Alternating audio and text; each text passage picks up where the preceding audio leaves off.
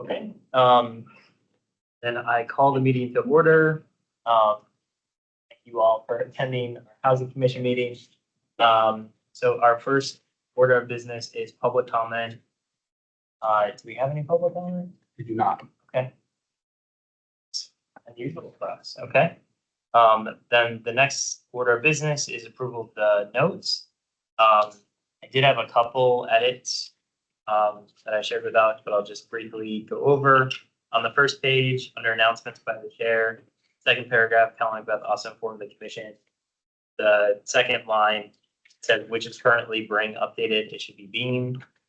On the second page, I had a question, and I asked Alex about this because that Sarah asked commission if the commission should consider taking a stance on elected officials in the legislative priorities. I don't remember that. I do remember that because I was like, oh, maybe we can have a speaker here. And yes, so we did discuss that. Okay, And then after the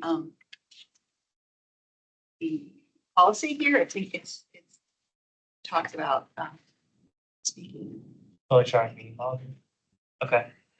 Yeah, I just didn't remember talking about whether or not, was it endorsing elected officials or Well, I think one of us asked if we could, I think it was me, you asked if we could meet with delegates? right here or invite them and you guys said no. Okay. I remember you asking about like, can we meet with like our delegates or send? Well, I know we can meet with them, but I thought having one of them come, that was like an issue, right? We could invite them to come and address the commission about their own things. We just can't lobby them as a commission. But yeah, I mean, if they have an update on like legislation that they're, proposing, like we can have them come and talk about that. I remember the conversation based on what you brought up being around, like, can we meet with them to like, hey, we think you should carry this bill, which we can't do. But yeah, I just didn't remember what. You guys remember that? Sarah, when she He may not be coming. But then I'm fine with that. The next one was Jason Schwartz said it could be useful to look at the states should be apostrophe S commission. I think you meant housing commission. So just clarifying that is the housing commission for the state. And then on the third page, Challenge Beth provided a short budget updated. It should just be update. If you're all my. Any other questions? Is there a reason why there's two stapled together? Is it the same one just stapled together twice? That just might be a statement. Okay, just a user. Special. Yeah, it was a last minute. That might be just your copy too. My copy. Mine's You're special, Karen. Any other edits or questions about the notes? Okay, do I have a motion to approve? Yep. Second. Okay, and a second, any objection? And the notes are approved, thank you. So our next order of business is a presentation from Phil Winters on community literature. Alex is bringing it up. Yes. Wherever you want. Yes. Would you like my seat? I just want to be able to look at things. What about next to Jason? I think That, or that to, you want my seat? I'll give you my seat. The chiropractor. Thank you. Hello. Hi. Could you guys do me a favor and turn your name tags toward me? Awesome. Thank you. Isn't that great? I can just ask people. I hate when I'm sitting on the side or watching from home, I have no idea. And you guys would not sort of believe how many times I have watched from home. So, somebody is watching sometimes. So my name is Michelle Winters. I am a former housing commissioner, former chair. That was a long time ago. Since then, I've done a bunch of things. I was the executive director of Alliance for Housing Solutions for a while. I left at the end of 2021 and did a stint as what was I? County. Loudoun, I was the interim director of the Loudoun County Department of Housing for a little bit, and then doing my own thing, which I could talk to you about if you're interested, but that's not on the agenda. What is on the agenda is my next role, which is starting July 1st. I will be the CEO of the Virginia Statewide Community Land Trust. And I have been on the board of the SCLT since it was created in 2021. So I've been, watching things from a board level, and now over the last 3 weeks, I guess I've been diving in as a learning from my predecessor on what's going on. And so when Cal and I were catching up and told him that this was happening, he thought it would be a great idea to come and talk about CLTs. For one reason, because several of the county board members are interested in the topic. And it's always been something that it's been out there, but it's not super well understood. So we thought that we would kind of start with just the basics. So I'll start by saying, who already knows all the ups and downs of what a CLT does? See? It's a general concept. Yes, okay, good. So I will dig in. I don't know if you want me to control it here. Okay. And I'll just do this. There we go. Okay, so first question, what is a community land trust? From the most basic perspective, they are nonprofit organizations. They're not government. They are expressly nonprofit. They are typically governed by what's called a tripartite, but I didn't want to write that word because it's weird. So I wrote three-part board of CLT residents, community residents, and public representatives. So that's kind of what's called the classic CLT model, is this multi-part board. And that provides permanently affordable community assets for generations of families.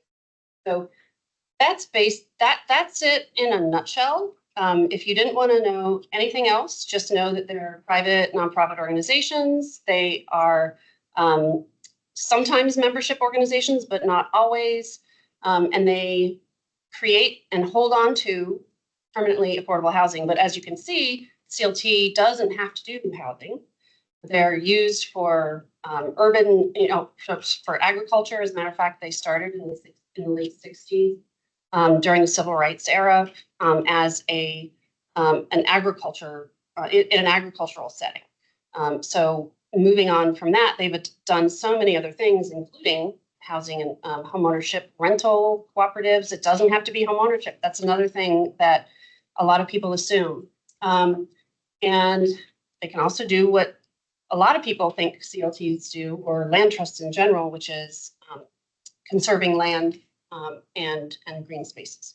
So that's the super basics. But then how does it work? So speaking from a housing CLT perspective, in general, so there's a lot of in generals and typicals when you're describing a CLT, because every CLT designs their own processes. And so there's models that they can follow, but nobody's making anyone do anything.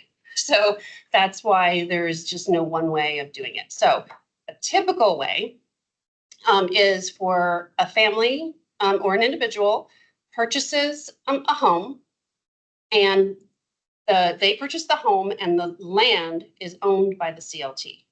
So there's a number of ways to get to that point, and I'll talk about that a little bit later. But the bottom line is the family owns the structure, the CLT owns the land underneath.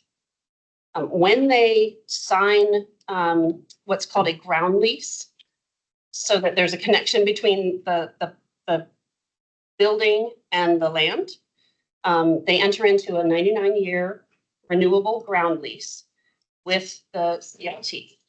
And that ground lease lays out all of these rules and expectations, the most important of which is must continue to be affordable to a particular level of income, whatever is specified in in the CLT's rules. And for 99 years, and it's renewable. So it's not like it stops at 99 years. But apparently I heard that there's a rule in contract law that there has to be an endpoint to a contract or else it's not an official contract. I don't know, I'm not a lawyer. But so that's why they do 99 years renewable. And so the idea is, then the word they use is in perpetuity. So there's very few things that can kind of get it out of that cycle. So there, again, in that ground lease, there's an agreed upon method of how the price is going to be determined in the future. So over the years, that homeowner builds equity through that small amount of price appreciation that was agreed to, and through paying off their mortgage. So they get some equity through their living there. And then they sell the home to, whenever they decide to move anywhere, they sell the home to another buyer at that agreed upon price. And then it just keeps going from there. So the theory is that when that second and all the future purchases are made, there isn't another subsidy needed because the subsidy is baked into the land. So you're selling the home, but not the land. So sometimes that's kind of funky to grasp because you don't really hear a lot about those things. Yes, Joe? Michelle, is the mortgage assumable financing on the house? So the assumability is a very specific thing. It may or may not be, but the mortgages are done by, Fannie Mae, Freddie Mac, typical. FHA. And FHA and VA, yeah, USDA, all of those. They all have some form of a program to do CLT mortgages.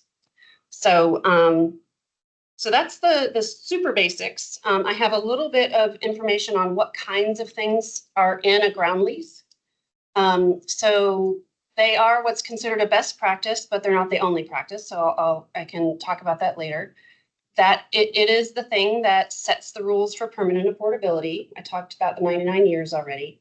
It creates a legally binding agreement.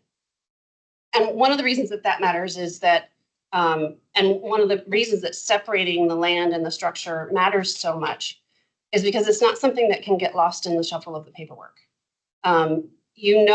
That the person, when the next person is buying the home, it is in the land records that they do not own the land, that they own the structure and they can only sell the structure. And that everything that they do is subject to the rules and expectations of the nonprofit that owns the land. So in contrast, say you have a deed restriction on a house. Well, over time, people stop kind of looking at the details of the deeds. Now, that's not good to do, but it happens, and it's not enforced, and it's easy to get lost in the shuffle of the paperwork. That can't happen with the CLT. So the other thing about the ground lease is it can be super complex. The homeowners, and so the VSCLT's model, and I'm sure this is the case for others, that we have pro bono attorneys that kind of step in and educate the homeowner or the home buyers in the 30 to 60 days leading up to the purchase so that they know the ins and outs of that ground lease. But by the same token, that complexity does sometimes make it hard to recruit industry partners. So closing offices, the lenders, even though there are mortgages, all of realtors don't understand it. So no matter how much Joe had educated them, a lot of realtors might not know what CLTs are. So there's a lot of work to do there, let's say. So does anybody on those, that the definitional sort of what they do kind of side of things, are there any questions before I go on to other stuff? Yes. Would you use a real estate agent to purchase a CLT? Wouldn't that be marketed directly from the CLT? So it depends on how the individual person is shopping for a home.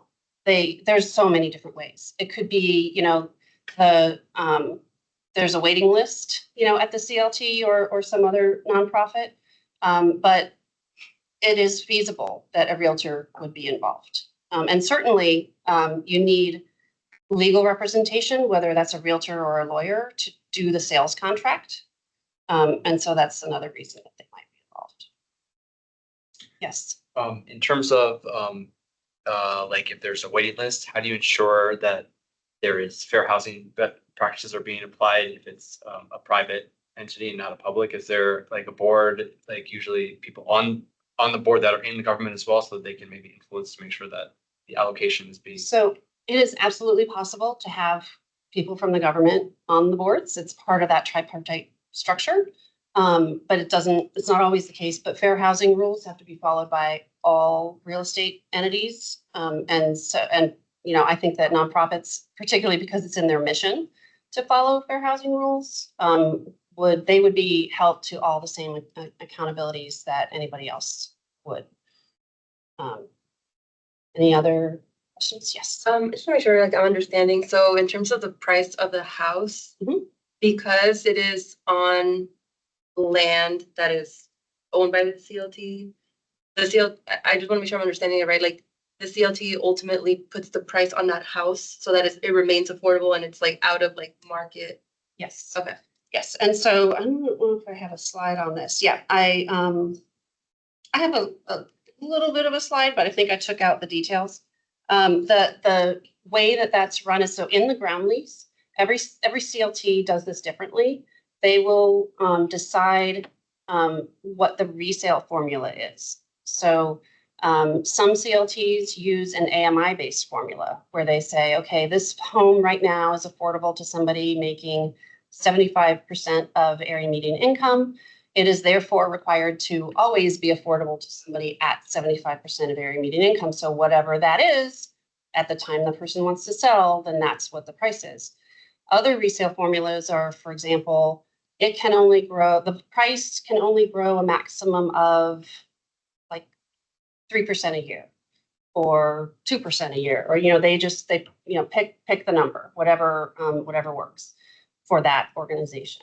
Other ones are appraisal based. So they'll say, at the time of sale, you must get an appraisal and you are entitled to a percentage of the growth in value. So again, there's like, I think there's like at least 5, if not more, types. But then like you mentioned that equity is built, so the family, say like a family's living there, they still get something. So Yep, so they get, if you think of a chart from where they start, the price is going up slowly, but it is going up unless the market crashes, because but that's a complication. There are definitely some complications, but as long as it's less than the market value, the price is going up. And as anybody with a mortgage, you are paying down your mortgage over time. And so as the difference between the principal on your mortgage and the value of the home goes up, your equity grows. So I would say, people say, well, is it second-class home ownership? Well, the way that I think about it, and I've always thought of it this way, is that it's another rung on the housing ladder. It's better for wealth building than renting from a housing perspective. You don't necessarily make as much of a, sometimes people refer to it as a windfall in the market, but it's a steps. I've actually got a great slide. This one. So again, so a ladder towards market home ownership, and there's been several studies done, and each comes up with a little bit different numbers. But this one had said that 70% of CLT buyers at some point go on to buy a market rate home using the equity that they gained. So if you think of it as a place to be in between renting and going on to market ownership, if you want to, a homeowner on a CLT property doesn't have to ever sell. They can actually pass, and it says right there, can pass down that home to qualifying family members. And again, that's a rule that's laid out in the ground lease. So in this ground lease that I'm talking about, there is a model ground lease that's been developed and updated several times over 20 years or so, that has been approved by Fannie Mae, Freddie Mac, et cetera, and almost all the provisions, other than these choices that you have, like what AMI formula, things like that, the model ground lease includes stuff like that. Also has rules around what happens during foreclosure. The ground lease typically survives foreclosure because there are buyback provisions in it and things like that. So again, it's not meant to keep people out of market homeownership. In many ways, it's meant to get them there if they want to go there. So that's another way to think about it. Is it typical that they have to pay rent on the ground lease? So in order to make it an enforceable contract, there does have to be money. So CLTs charge an annual rent. Ours is $100. And that's fairly typical. See, I thought that was maybe baked into the price of the home. So it's almost like a manufactured housing park where they bring their unit there and they pay rental thing for the slot. So is that the same concept? It's the same idea, except for us and most CLTs, the rent is so low that it's just paid once a year. But we give our home buyers an opportunity to pay it quarterly or even monthly if they want to spread out the cost, but it's $100. So again, it's one of the requirements to make something a contract to do that. And the real estate taxes that the owner pays, is it based on just the house or the entire? So that depends on what state and other jurisdiction that you live in. So Virginia has a law, just like the one that applies to rental housing, affordable rental housing, that the assessment is supposed to be based on the affordable value, not the market value. So they definitely save on taxes. The home buyer pays the taxes. CLT doesn't pay the taxes. That's a wrinkle that a lot of people don't understand at first, but that's how it works. So yeah, so that's a huge benefit. Actually, I just heard a story about one of the home buyers saying that they were tickled about how, the other people that they know were going to be paying so much more in taxes over time, but they got the comfort of knowing that theirs was going to be based on their lower value. So it's great to be home owners and you have all these benefits. And one of them in this case is that if your price is going to be low, you don't have to pay as much taxes. Yes. You. Yeah, by the way, I'm standing up just because my back hurts. But do they have to be single family homes or are there condos and that? Where's that slide? There we go. Somewhere on here, I have something that says that there are over 300 CLTs or / shared equity nonprofits, so entities, not programs. So that's not counting something like that is a county or city might have. And they have over 40,000 homes or units around the country. And I actually about more than half are rental. And that's, because for one thing, rental housing creates a lot of units. So you only have to do, a few projects before you suddenly have a large number of rental units. So, but yes, rental can absolutely happen. And it depends on the CLT and their mission and what they're ready for. It's because it's a different type of work. So again, for ours, we're not there yet. We're focusing on ownership. And at some point when we have enough staff to manage rental properties, then we might consider that. But cooperatives are another thing. So a cooperative can be on CLT owned land. Low-income housing tax credit projects can be on CLT owned land. It's the same thing. You always have the CLT, the nonprofit with this mission, overseeing whatever happens to that. And yeah, so single family, townhomes, duplex, triplex, multifamily, all of those.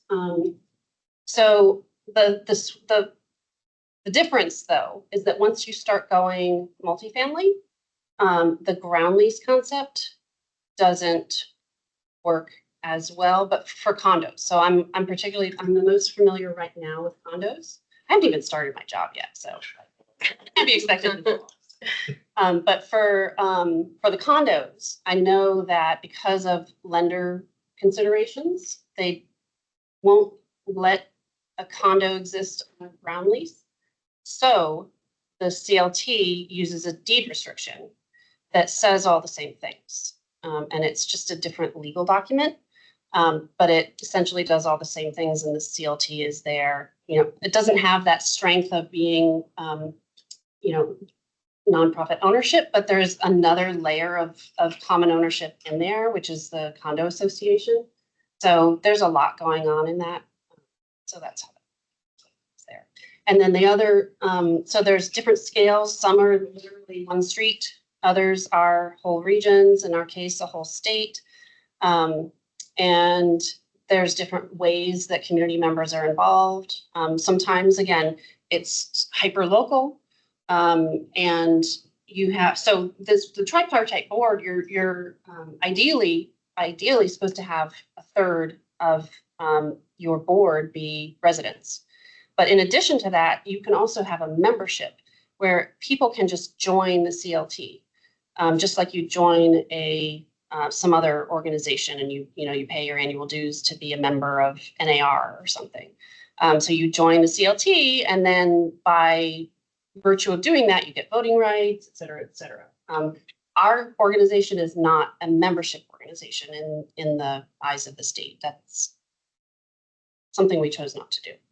But we do have a tripartite board. Because we're so small, we don't have the homeowners in there yet, but we've got the spaces sitting there waiting until we have enough homeowners to elect some in as board members. How long have you been how long have you been in existence? So Where I are get they located? great questions. I have a slide on that. And yeah, sorry, you can't see the graphic there too much, but so we were created in 2021. The other ones in the state, the earliest one is 2008, and that's in Charlottesville, the Piedmont CLT, and that's a CLT that's run by another nonprofit. So it's the Piedmont Housing Trust. And so, which is one of the ways that CLTs can get created. They can be kind of launched out of other nonprofits, or they can be created on their own. Another one that's happening down in the New River Valley is a partnership between the county and the town of Blacksburg and a very high capacity nonprofit called Community Housing Partners that's headquartered there. And then there's super small ones. I believe like Lighthouse Beloved CLT is very small. And the story of our CLT goes back several years. Back when I was at AHS, we started a community conversation with a bunch of people that were involved in affordable housing, including Habitat for Humanity, some folks. I can't even remember all the groups that were involved, but we had a whole, set of meetings going, and we were trying to figure it out. And the number of complexities of what it takes to create one of these started going up and up and up, and we started going, oh my gosh. And we needed somebody to develop the homes. Who was going to build the homes? And around here for us, in these conversations, the only answer to that at the time was Habitat for Humanity. And so then our Habitat representatives started talking to their other Habitat representatives, and some around the country had already started CLTs, and so they were learning from that. And then they started talking to the other CLTs, the other Habitats in Virginia, and they said, yeah, we want to do that. And then they said, okay, well, why don't we just figure it all out together and do it once instead of having to do all this complicated thing so many different times and have recruit that many boards. You know how hard it is to recruit nonprofit board members, so things like that. And the way that we work is that one of the most important things that needs to be decided locally is the resale formula. So each one of our local partners decides on that resale formula. So we have a menu of resale formulas that we say, like whichever partner we're working with who is creating the home, they will have established which one, and they switch them over time if they with the way one is working for some reason or other. I have this little graphic that shows the way that we work. So we don't do the development ourselves. We are on the buyer side. So developers, in this case, so far, it's been Habitat for Humanities, around the state. They build or rehab the property. And then at the closing table, with the closing agent and everything, the home buyer buys the home and we buy the land for $1.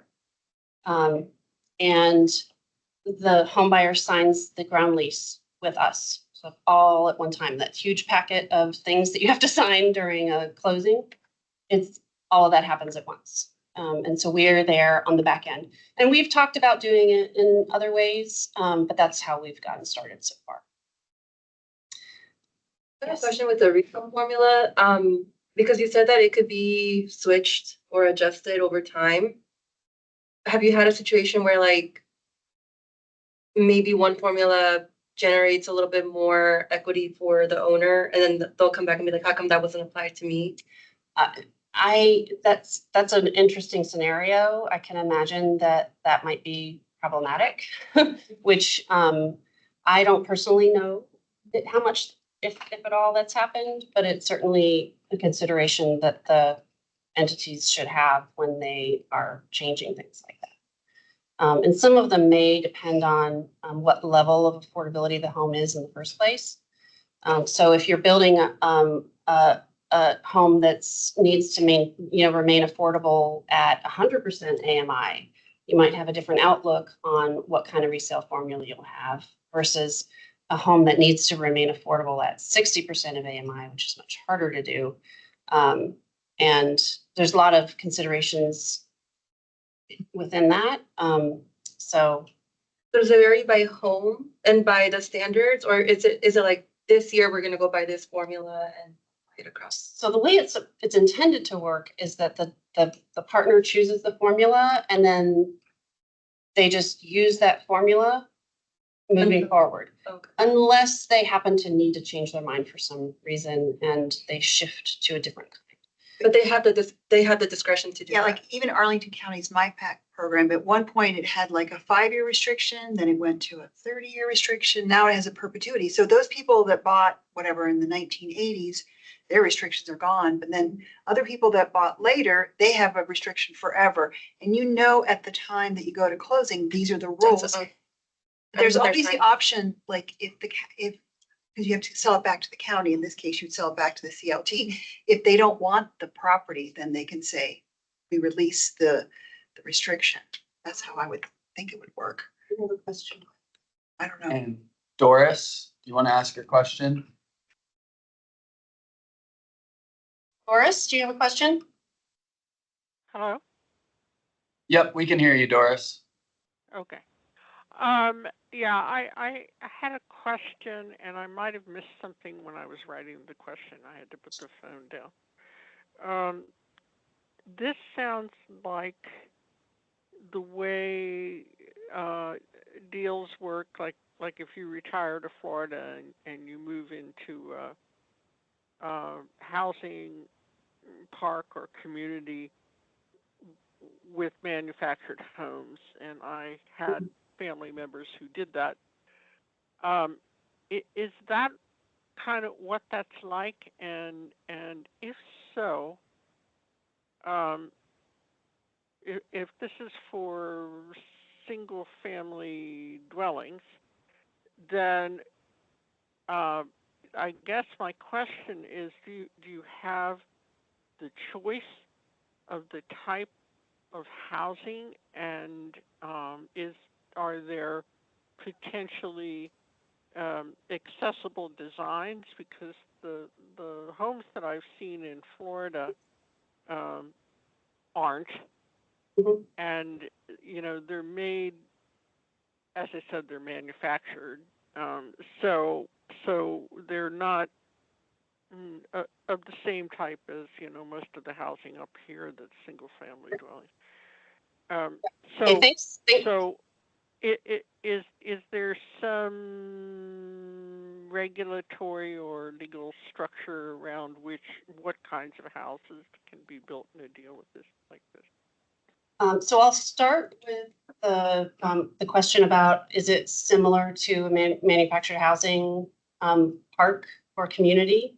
And in concept, absolutely, it's very similar, because certain manufactured home communities are, the individual owns or sometimes leases the home, and they rent their lot, from the owner of the manufactured home community. And in the traditional manufactured home community, however, those are for-profit owners, and they can raise the rent, they can change the terms, they can sell the entire property for a profit. And so, but just a side note, has been a movement for the last 20 or so years called resident-owned communities that is specifically about manufactured home tenants buying the land from the private owners. And Fairfax County actually has several manufactured home parks where this is something that that's needed. I don't know if they're ready, but that's a whole other thing. So Doris, your other questions were about accessibility and design. And so when they are single family properties, they don't have to follow the same accessibility rules as something that, say, a multifamily, multi-level property would. Even so, in our portfolio, we have several fully accessible units, and we have some homeowners who are disabled and needed that fully accessible home. In some cases, I think the home was built with that homeowner in mind, because they had been affiliated, maybe renting from that habitat before, and long story. But then if the development was going to be, I believe, 4 units or more, it would have to follow the fair housing design guidelines. And so, you know that those are pretty complex, but it's not the same as a commercial ADA type rules, but you do have to have type B accessible units if they're on the ground floor and things like that.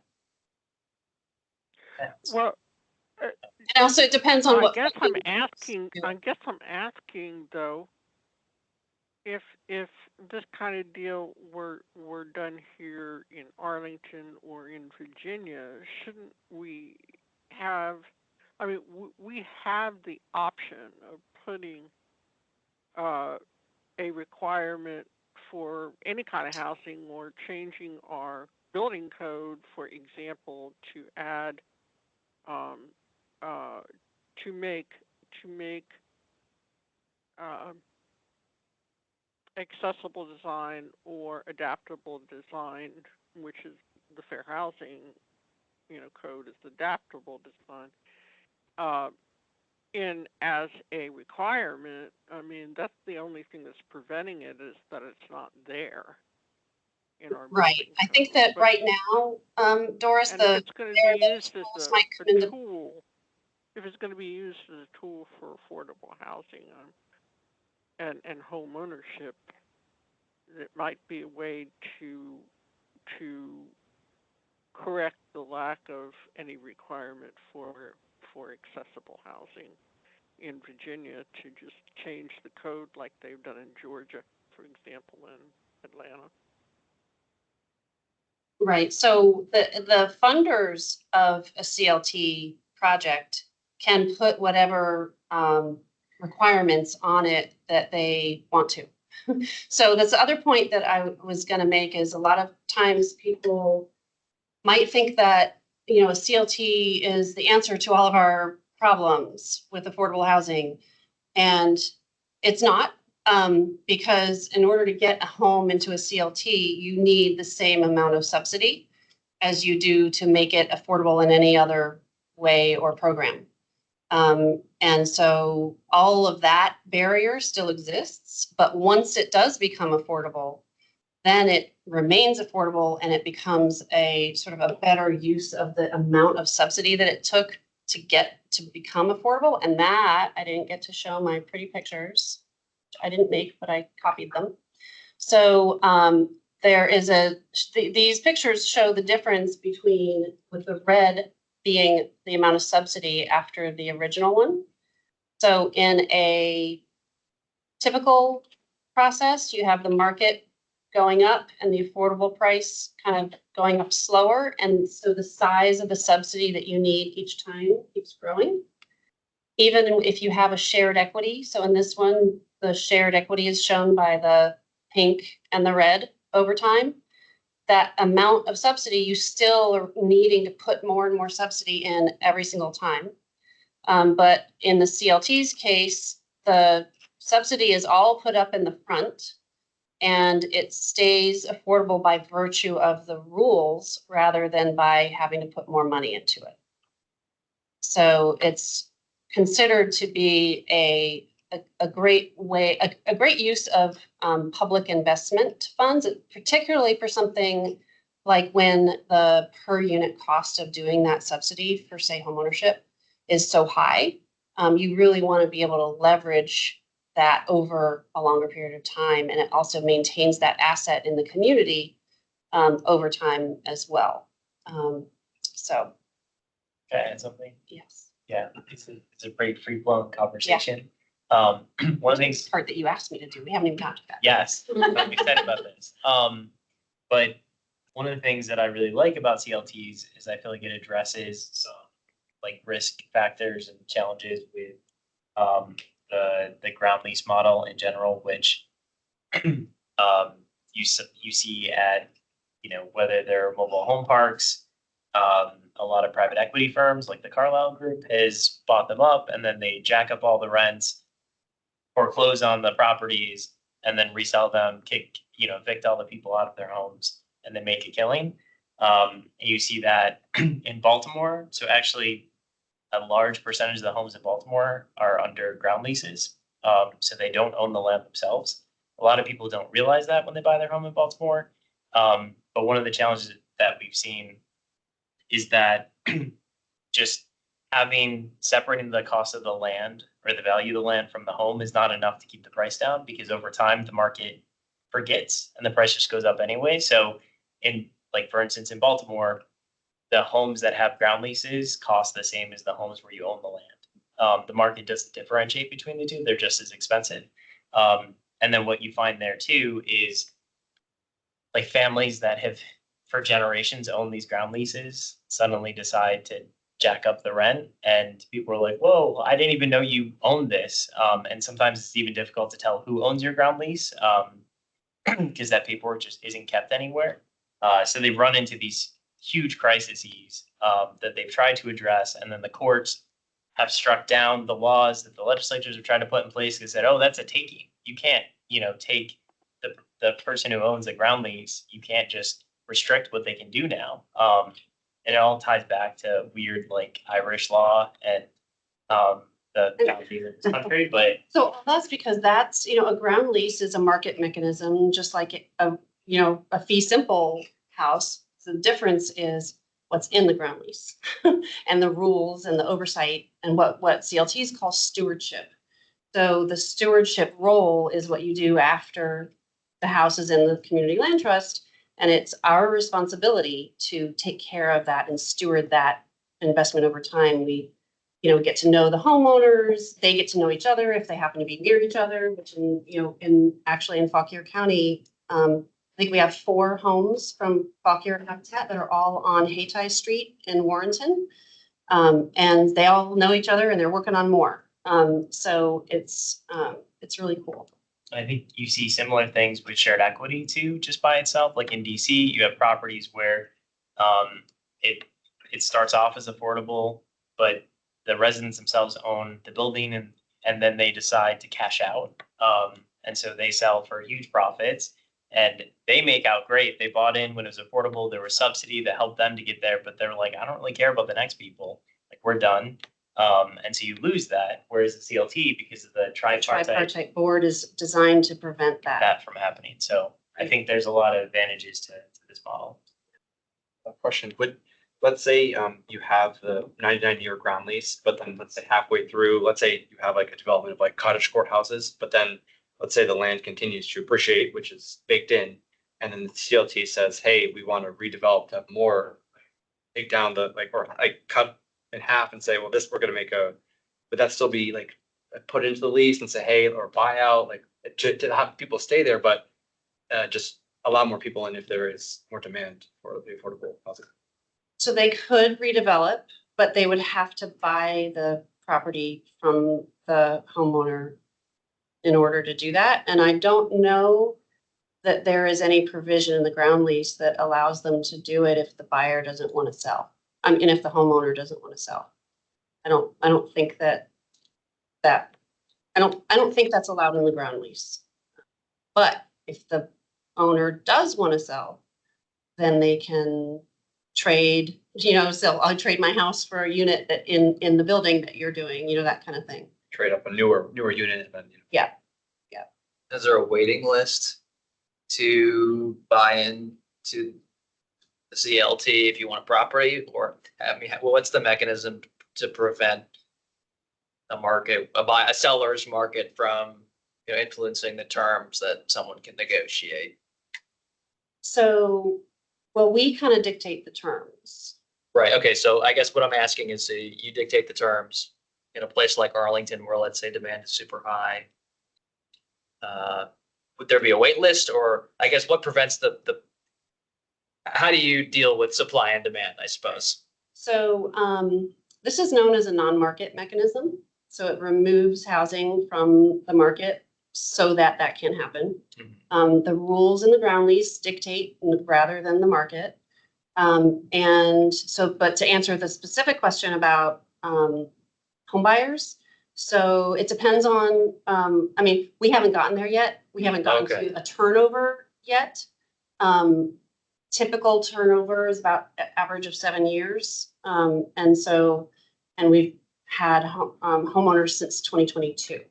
We were created in 2021 and it took some time and, so we've gotten people in their homes, and the way that we've done that is through that partnership with the local Habitat for Humanity. And so the same process that the Habitat uses, which depends on the habitat. So we haven't dictated that. Any other CLT has whatever their way is of doing it. They have, some of them have certain sort of preferences, like if, like a points-based system, or some of them, if it's allowed by fair housing in their area, they might have some sort of a local preference. It's complicated here for a number of reasons you guys probably know. Right. So there are a variety of ways that ends up happening. It could even be like a lottery, like the way that we do some of our ADU properties here. And so, yes, we can do these in Arlington, and we have tried, but haven't been successful yet. But it's new.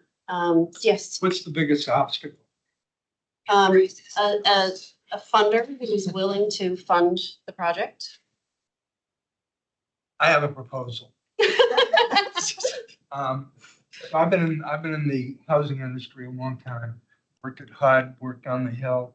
Manufactured housing has always been a problem. And around a month ago, I went to a planned unit development in Hagerstown, Maryland, 12 units already in the ground, 250 unit planned unit development. They call them cross mods.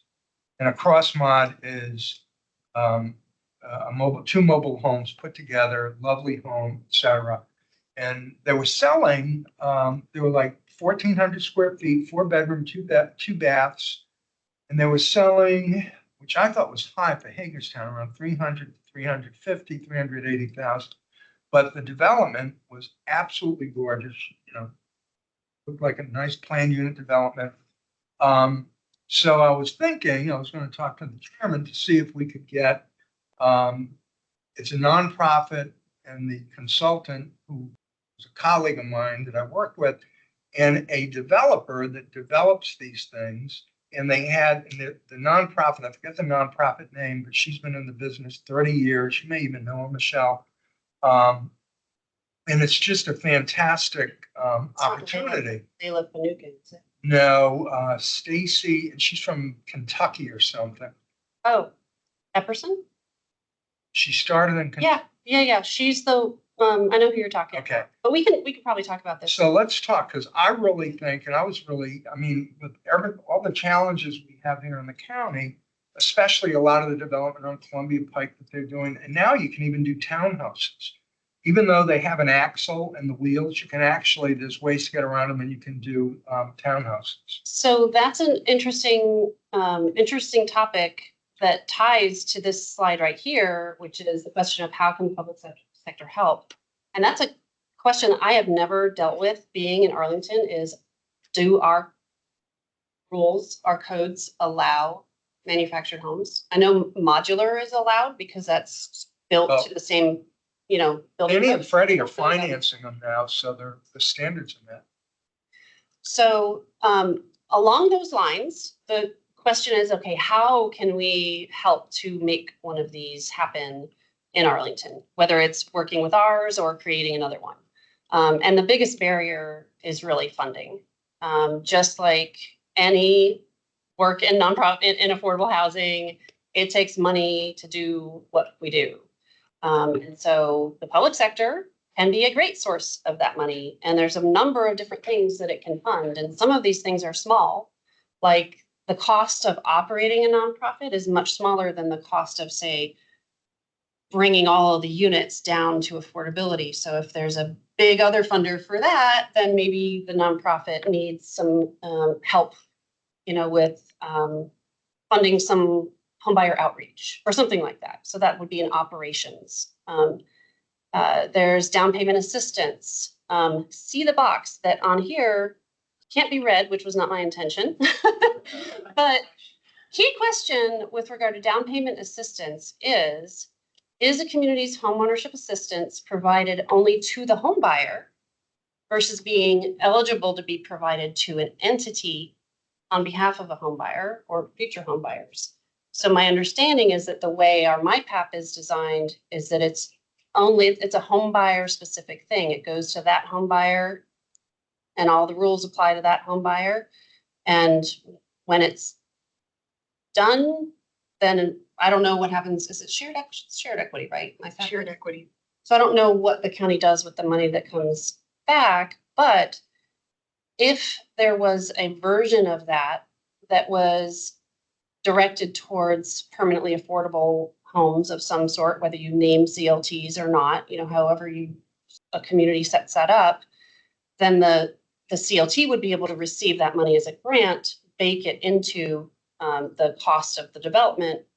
In other words, help subsidize the land and the development cost, and then would be able to sell the unit at an affordable rate. So that's something to consider. That is not just here, that's very common, is that because that's how most homebuyer assistance programs were really created, to be helping the individual homebuyer rather than an organization on their behalf. Access to land. We don't have a ton of public land around here, but land donations in many communities are a great source of property. The taxation part, luckily we have the rules in Virginia that help with that. Their expertise and technical assistance, there are examples where county and city staff actually helped create CLTs through like helping staff them and, providing expertise and doing research and just sort of, with all your extra time, you can do that kind of thing.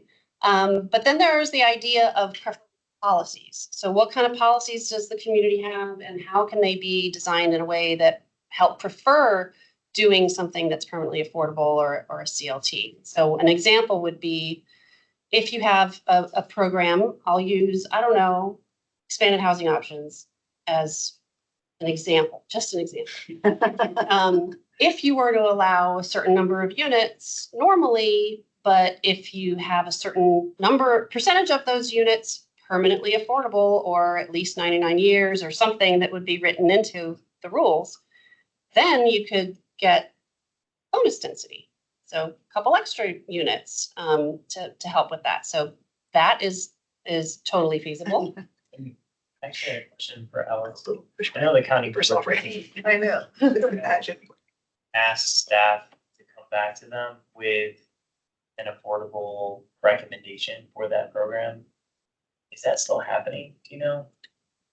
Richard, could I kick it to you or you want? Sure. For the record, I'm Richard Tucker. I'm the Housing Arlington Coordinator. I'm in the Housing Division. And I worked on Missing Middle EHO. I think I think the victory that we won was hard fought, and I don't foresee any sort of bonus density provisions within EHO if as we move forward. So up to six plexes can be built. I think there may be other mechanisms that may be available to achieve affordability within that. But the idea of getting, the board actually had the option of approving 8 plexes, and they chose not to. So I don't see how we're going to increase the amount of units per lot beyond 6. So Richard, is staff not coming back to the board with a recommended, program or solution for an affordability component of EHO? I thought it was funding, not necessarily like a bonus density. Yeah, I don't. Right. I just Right. So, Yeah, so the conversation that we had with the board, which was last year, which at the time we were also in budget season. So the board was interested in some sort of affordability funding related solutions that could work in conjunction with EHO.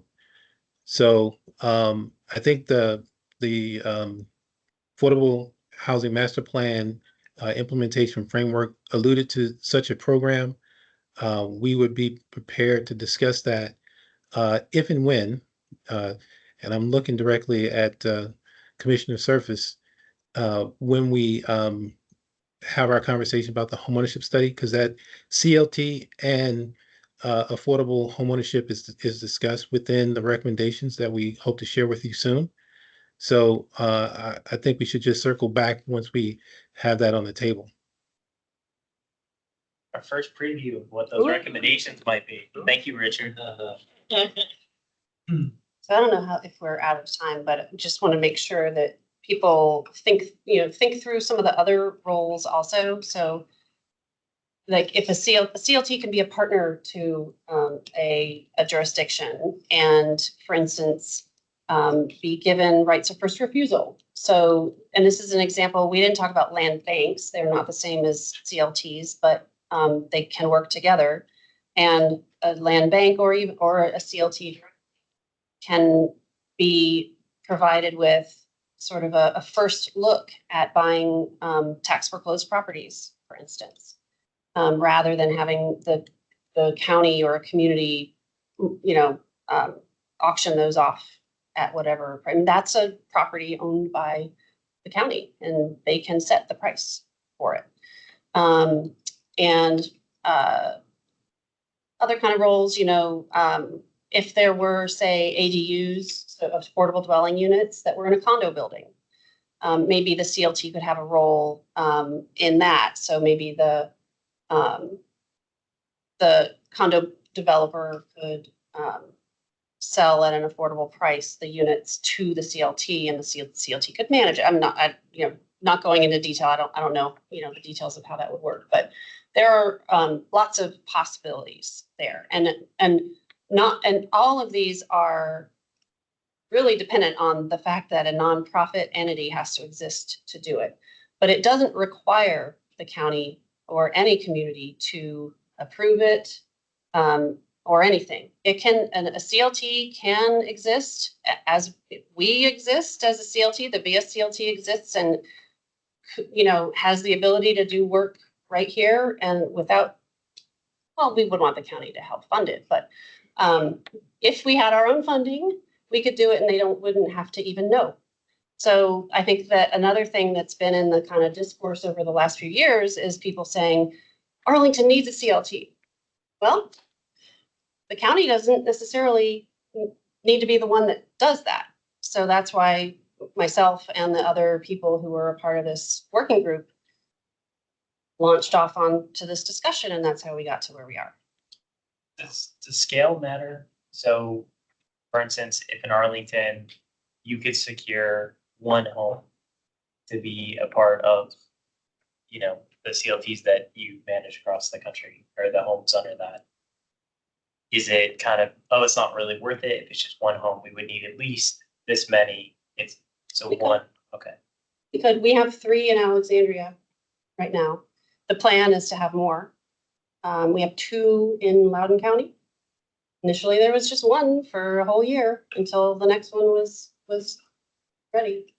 So John speaking. start small, and go from there. Would it be possible to look at like I know there's like the Douglas CLT in DC, like, I know it's like across the border, but like Yeah. maybe, hey, can come over here, we'll go over there. Like, is that too complicated? So that's actually really interesting because it's the same Habitat for Humanity that partners with Douglas, also partners with us. And one of the things about Douglas is that Douglas has money because they received huge grants from a variety of sources that we haven't received. And so when that same Habitat works and builds things for Douglas, Douglas gives them money. Our model is that we need a fee to help because we don't have our own money yet. We would love to have our own money. If you know of any funders out there who want to give us a big grant, we would love to be on the receiving end of that, so that we could attract more, because we can work with private developers. And we've been in negotiations with private developers several times to say, like, you're developing something that would really work really well for a CLT. How about if we go get some funders and we make this happen? And they are totally willing to work with us, but then the funders, I won't say on camera and on recording, but you need funders who are willing to work in a jurisdiction to do that. So But- what? Oh, Sorry. Maybe the county could do like a match sort of thing. So it's like in the budget aside, hey, we're gonna do this, but only if we get the funding. That way, that way it'll multiply the funds. So it's not just, it's just the county. Hey, Yeah, that's a good idea. What do you think is the most realistic path to Arlington having any homes in a community land trust? I'll just say it. I know I am being recorded right now, but so I don't know if you guys know the history. When I was at AHS, I started in 2016. That was the first year we started having conversations about missing middle housing. One of the first things that I did when I came to AHS was I had our big annual forum on missing middle housing. We did a display, a design display that was shared all around the county and was displayed downstairs in the Bosman Center for several months, showing what could be possible with missing middle housing. And one of the speakers at our big event that year was Habitat for Humanity, saying, we can't do anything in Arlington unless we have the ability to do missing middle housing. Technically, they could do a rental property or a much more, or more density, obviously, just like the rental affordable housing developers do. But the model for most homeownership developers is small, either, anything from a duplex to up. So many of our units are townhomes. There's a duplex under development, that kind of thing. So, but Habitat, you can go back and watch the videos, they were there very clearly saying, we need missing middle abilities to be able to make the money make sense. So the price of a property is so high that in order to make the subsidy that you're putting into that property make sense, having more units is the way that you do that. Now, so it's not impossible. Again, if a funder wants to fund it, or if a homeowner gifts us a property, well, that would be amazing. that would be a big gift for an individual homeowner to do. So we haven't seen that yet. But all that's to say that it would be great if we could get EHO into a place that funders were willing to fund. Sense. So yeah, I mean, this has been my sort of struggle too in being a part of some of those conversations for the last few years. It's just, it takes a lot of money to make this happen, even if it's cheaper long term. The startup costs are pretty significant. Okay. So it is it's feasible. We just need the funding and part of what my priorities are going into this new role with this CLT. And again, you don't have to work, Arlington doesn't have to work with us. In theory, you could create another one just for Arlington. But part of what I'm hoping to do is to raise more money so that we can be a little bit more ambitious with how much we grow and where we grow. And I think I mentioned to the commission at the last meeting that our board liaison, Susan and Matt, had said that they feel like the board has sort of shifted to be more favorable to CLTs than it previously was with different makeup. And so they wanted the housing commission to look into CLTs and come back to them with recommendations. Still not clear exactly what we'd be recommending other than, because I think the big thing is trade-off. So if they have a pool of money for housing, and if some of it's going to go towards something like this, it's probably going to come from someplace else. And I think a lot of people would have a lot of concerns about cutting back on affordable rental homes to support affordable home ownership. So Federal funding, the county's federal money can be directed in this direction in the same way that it's one of the sources for the MyPat program. isn't that the main source? I mean, do It's the we? source. Yes. Yeah. And that's roughly what, 400K a year? Is that right? I don't know what the number is. But yeah, not a whole lot. No. Off the top of my head. Any other questions or comments on this? It's something I'd like to continue to revisit to see if there is something that we feel like we should bring back to the board and recommendations. I think this is super helpful to at least know that, the organization, one of several that exist that could do this, if there were some of the other things in place that allow it to happen early. Thank you very much, Michelle. Thank you. Can I ask a question? Impacts to rental housing, with the funding. Do you track like demographic information? Do you see any sort of compared to rental versus the CLT homeownership, like just with barriers of getting a loan that people have to face with homeownership? So between 80 and 95% of our owners, 100% of them are first-time home buyers. And nationally, the numbers look different because the demographics nationally are different, but so far, that's what we're seeing. And a lot of immigrants a lot. We only have 9 homeowners, so it's not a Yeah. We have several immigrant families, it's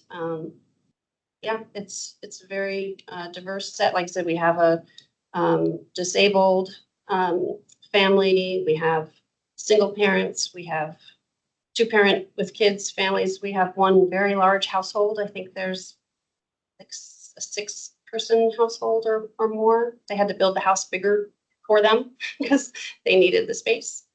I think Michelle had a question. I think this will be our last one. Doris. Doris, yeah. Yes. I just had a question regarding if a potential low-income home buyer gets into a deal like this, is there any downside when you go to after you've been paying in, and living in the property, is there any downside to selling and going into a regular, mortgage kind of deal when you're ready? What I mean is there currently, or is there the potential for the banks and mortgage companies to make it so that you're disadvantaged because you were in, a special affordable home ownership deal? I don't, Does my I question don't make sense? know of any. Other than that, depending on whatever rules they're applying, you wouldn't qualify again as a first-time home buyer because you had bought a home before. So that can sometimes be a criteria for certain mortgage programs, but otherwise, no, I can't think of anything. Okay, great. Well, thank you so much, Michelle. I didn't know we Really were gonna appreciate have that much time. Thank Thank you.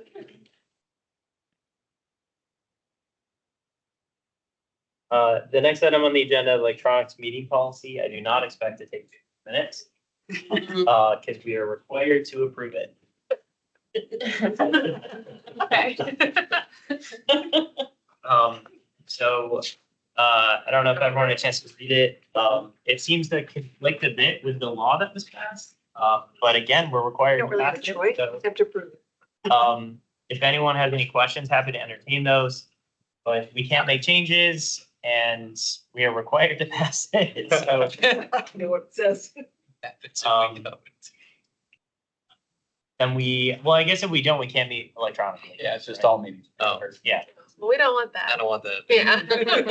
It's 2024. Yeah, basically the only update between this and the current policy that we have is that it moves it up from 25% to 50% of our meetings can be virtual. Mm. Still not consecutive virtual meetings, but we're virtual in July and we were in person in September. Be virtual again right after. So it doesn't increase the amount of virtual meetings we can. There's still a number of questions that remain outstanding. Yeah, let's get a check and see if the county attorney has made any final decisions about, at the commission chairs meeting that we had early May or late April. We asked a lot of questions that staff could not answer.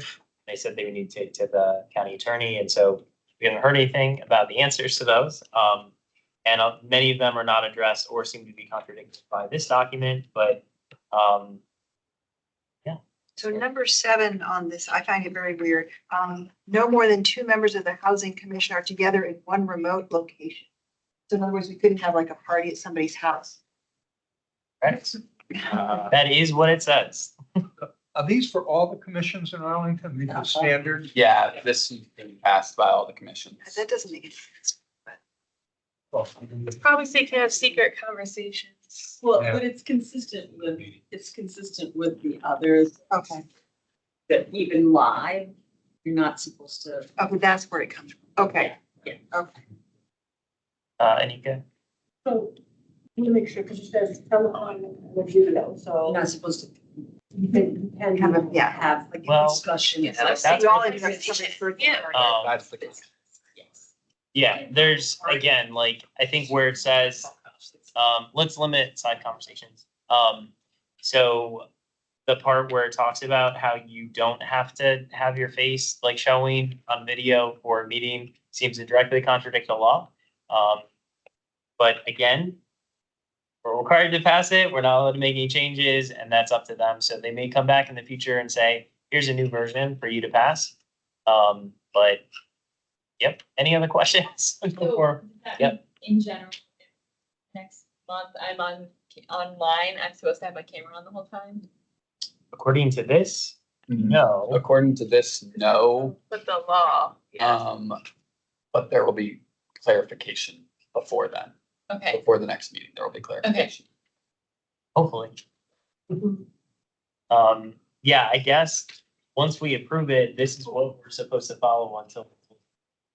Yeah, I mean, we're supposed to follow whatever we've already passed, which right now it's basically this, except it says 25%. Or about the camera thing. Okay, so that's the update right now. There's a chance that the next time we meet, we're passing a new asset. I'll make a motion to pass. Oh, wait, is there a typo Come over. on page 3, on top of page Doesn't 3? matter. Well, no, but it might be a typo. We have to pass. Go ahead. Oh, what do you think is a typo? Well, I don't know, it says 25%. Oh, so that's talking about members versus, so the commission is allowed to do 50%. This is saying that, like, if you personally can't attend meeting, you get to miss 25% of them, as far as like being on video or virtual versus in person. In addition to? The, No. so I think it's currently it's That's like 3 confusing. meetings a year, right? Is that? So- we've heard that? So if your question is, if we have 12 meetings a year and we're doing 6 of them virtually, and you're asking if you could basically not attend the other 3, that, yeah, that is No, true. I'm just asking. Yeah, I mean, yeah, it could be on top of it. Oh, So, yeah, there is a reality where you could only attend 2 or 3 in-person meetings a year if you wanted to with this new policy, yes. Yeah, but you still have to have. I'm just I am. getting clarification. And we still have to have an in-person forum to hold the meeting. Right, So we would still need 7. everyone couldn't do that. It would. But okay, I think there was a motion. I made a to motion. adopt. Is there a second? Second. Okay, let's do a roll call vote just for the heck of it. I don't have my minutes anymore with the. Thank you. Commissioner Blake, Yes. Commissioner Escobar, Yes. Commissioner Heminger, Commissioner Linnick, Yes. and I vote aye. Commissioner McGilvray, Yes. Commissioner Montgomery, Yes. Commissioner Ross, Yes. Commissioner Schwartz, Yes. Commissioner Surface, Yes. Commissioner Ventrone, Yes. Commissioner Wagner. Yeah. Thank you so much. Okay, we have passed that as Easy. required. The next item is the commission advisory. Book. Have people had a chance to look through it? I know Alex had sent it out. So I think I mentioned at the last meeting, like, there were parts of it that I found very concerning, kind of alarming. And I can't say for sure that that was in reaction to the board and the board's office being very angry with the Human Rights Commission, but it seemed like it was, in response. I'm happy to share specifically what the concerns were that I've already sent to the board. And also happy to discuss any that you all have. I can start. I'd be interested to hear yours. Curious as to what yours were. So I don't have it up, but yeah, so section 12, communicating with the media. So it says advisory group chairs, members, or staff liaisons must inform the county board and the Office of Community and Public Engagement when media inquiries are received before any action is taken. The staff liaison, CAPE, and as needed, the board liaison will give direction on appropriate next steps. So I had a lot of issues with that. So typically the chair is responsible for communicating with the media on behalf of the commission. So I can communicate, this is the position of the commission. If we've taken a formal vote, or I can say, this is my own view, but I'm also chair. What this says, oh, no. I can't talk to the media. I have to go to staff, who has to run it up the chain to the manager's office. And then also the county board has to agree to let me talk to the media. And then they might tell me what to say to the media. Which I think is a huge overreach and inappropriate. So if I'm representing the commission of the media, like, I should be able to say what the commission says, not what the board or staff has told me to say, which is what this language seems to suggest.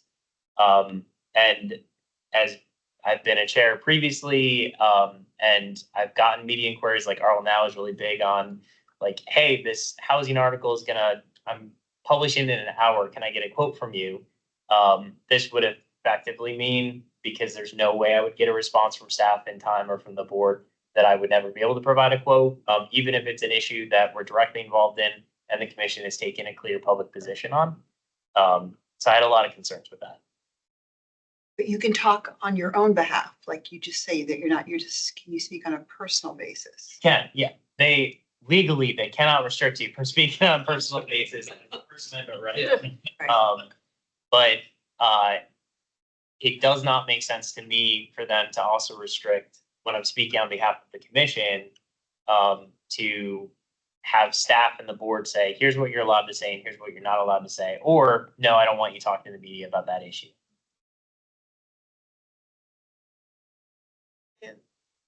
Any other? I mean, what's preventing you from directly contradicting the agenda of a county board member? Like to the media? Yeah. I mean, if the commission takes a position that directly contradicts a board member, I'm right now, as the guidance currently stands, I'm fine to say the commission disagrees with the board on this, and this is what, the commission has said. And typically that would be if we voted on something, not just like the sense of the commission. So I am sort of restricted. I can't just speak for the commission if the commission has not taken an official position. But this seems to suggest that they may not want that to happen. Like they want everyone in sync, which if I was an employee, sure, but I'm not. And I think part of why you have advisory commissions is because sometimes they disagree and they express those publicly and say, we disagree with you. We think this is what you should do instead. And I think that's, if we're not going to do that, then what's the point of being? So true. Yeah. Well, and also our meetings are public and they're recorded. So why should I have to say, oh, I can't talk to you, but why don't you go look at our board meeting and pull together our position from that? It's like, let me just, say things. I think it's just going backwards on transparency, and it doesn't make sense to me. Can I ask what happened in the next commission that made the board do this? Like you really want to know. So the short version is the Human Rights Commission decided to send a letter to the Department of Justice requesting that DOJ investigate the deaths in the jail. And they had previously talked to the board about doing that. The board said, don't do that. You don't have the jurisdiction to do that. That you advise us, you don't advise the Department of Justice on what should happen. The commission went ahead and did anyways. And the board was very upset. The board sent their own letter to the Department of Justice saying, please disregard that letter. They don't have the authority to send you a letter, which you have your own views on whether that made it worse or better. But so I think that in the board's sort of mind, you had sort of a rogue commission going off and taking stances on things that the board was like, your job's to advise us, not, to go to other agencies or departments to ask for things. And in my view, that has sort of shaped like, okay, we need to clamp down and we need to exert more control over all of the commissions to make sure that doesn't happen. But I mean, at the end of the day, we serve at the pleasure of the board. They can remove any of us at any time. But if they actually care about why we're here and what we're trying to achieve, I think it makes sense to encourage transparency. And, in that case, like, I think I would agree. I wouldn't want the Housing Commission to be sending a letter to another government agency saying like, hey, we think you should do this. Like, I do think, when I look at our own commission, our place in our charter is very clear that we advise the board. But that I think this seems kind of overreach on the board office's part. But I will say, like, Libby Garvey in the chair's meeting said, hey, thank you so much for your concerns that you raised, and we're looking to make changes based on that. So I don't know that necessarily everyone in the board's office or all the board members saw the draft or, were like, oh yeah, this is good, we should go in this direction. But yeah, so that was just one of them. I can keep going. So subcommittees, the draft states, with the approval of the county board liaison and considering the availability of staff support, advisory groups may create subcommittees to accomplish specific goals that support the advisory group's mission. So I don't think it should be up to the board to decide whether or not we can have a subcommittee. If we want to look into an issue and we think a subcommittee makes the most sense to do that, I think we should. And our charter actually says that I have the authority to create a subcommittee. So I was like, this actually violates the charter that was approved by the board. So I disagree with that. And I don't think that makes sense, like procedurally. Another one was this section 11, engagement with other advisory groups. The draft states advisory groups are encouraged to engage with each other on similar or connected issues in the following ways. Work with a staff liaison to coordinate issues and agendas with similar groups as appropriate. So currently, if I want to talk to another advisory commission, I reach out and I talk to them. What this seems to say is I have to talk to Alex and say, Alex, I want to talk to this other advisory commission. Can you please like let us communicate so that we can talk about things, which to me doesn't make any sense. The staff liaison doesn't, in my view, have a role in if I want to talk to other chairs. And that's especially true because during COVID, when Eric Berkey was the chair of the Housing Commission, none of the commissions were allowed to meet because staff and the board said, you guys, there's no value that you would add to meeting. And like, why, you know, how under in this time of emergency does the county benefit from having advisory commissions meeting? Which I was kind of offended by because at the time I was chair of the Tenant Landlord Commission, and I was like, you don't see any value of having a group that advise you on like how tenants are doing during this national crisis and a time when, you know, we have evictions and all this other stuff going on. You don't want our input. You don't care what we have to say. And Eric Berkey got all the chairs together and he pushed very hard to make sure that we could start meetings again and just doing it electronically at a time when, you know, staff are like, it's too much trouble. It's not worth it. It's not a good use of our time. The board was like, we're fine with you not meeting. According to this, he couldn't have done that. He would have had to ask staff to contact all the other chairs and ask them to get together, which I can almost guarantee you staff wouldn't have done because they didn't think we should be meeting in the first place. So again, it just seems like an unnecessary step if it's sort of benign, but if it's meant to sort of, if like Alex can say, oh, Kellen, I actually don't think you should talk to the planning commission. So I'm not gonna like reach out to them, which this doesn't say he can't do that. And not that I think Alex ever would do that, because Alex is a great staff liaison. But I don't think we should create, allow that to even be a thing. Another item is section 12. It Across doesn't the- say must. I was gonna say, I read that as There. sufficient flexibility It doesn't say. to engage in your own outreach. It's not. It can be read different ways. Yeah. So certainly it could be interpreted that way, or it could be interpreted in a way of like, you must work with your staff. It doesn't say liaison. must. And I am not okay with that being an interpretation of it. So section 12, cross-departmental coordination. The draft states the chair must request information from other departments and agencies through their staff liaison. The staff liaison will discuss the request with their department leadership and coordinate next steps. Ultimate decisions about coordinating staff resources are made by the county manager in consultation with the county board. So I frequently will reach out to the Office of Human Rights, DHS, CPHD, Office of Aging to get information so that I'm able to know what the issues are and move forward. This says that I'm not allowed to just reach out. And I have a lot of relationships with the staff that I've cultivated over years. And according to this, it says I must go through Alex to get any of that information, which I think is unnecessary and cumbersome. Also, Alex has a full-time job, and it is not being the liaison to our commission. So I don't know if they also were thinking through the impact on staff liaisons to beefing up their role in a way that, and also having, like, Alex is great, as I said, not all staff liaisons are great. I've been on other commissions where staff liaisons will just be like, no, I don't have time for this. I'm not going to do it. And they don't respect the chair and they don't want to work with you.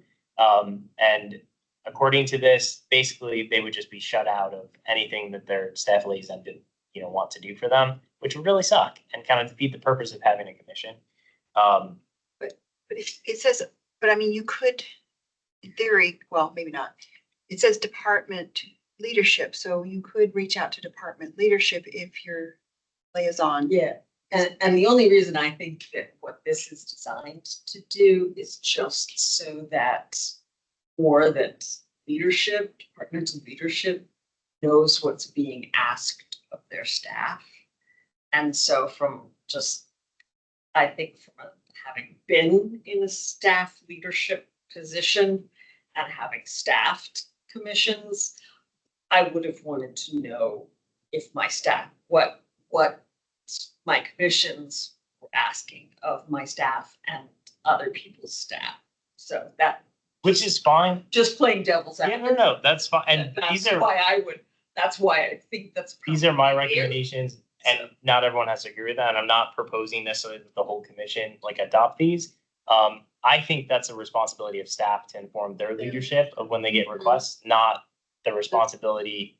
I don't think that there should be a filter. I should be able to send an email because I can as a citizen. I can email anyone I want in the community. It doesn't make sense that once I become chair or on a commission, I suddenly lose the ability to reach out to staff in any part of the county to ask them for information.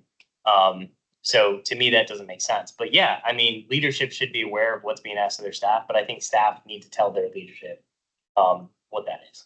Is being a liaison, is that on performance plan? Is that with your supervisor, hey, I'm really doing a great job liaisoning, or it's part of the feedback review? I'm just saying I mean, make sure that you guys are getting credit for it and so it's oh wow, you're going beyond At least they did ask me for feedback about Alex. I mean, it is part of my job description right now. It wasn't when I was hired. Poor Al. But yeah, I mean, it is something that we're reviewed on. Yeah. I mean, yeah, it's passed along from liaison to liaison. The previous liaison, Joel, is still working in the housing division. Yeah. Is it the newest person or have they? So it was with a different team. It was with the Oh, man, on the totem pole. the community development and planning team more. But it did get moved over to the development team, which the development team is much smaller. It is just me, Melissa, and Chris, and then Sarah. So yeah, it is a smaller team, but yeah, it is part of job description. And was that? credit? Oh yeah, Alex is doing a great job, and that's what I told your supervisor. Alex is great. No, I really like working with him. But yeah, there's a lot of things on here that I think puts additional burdens on him.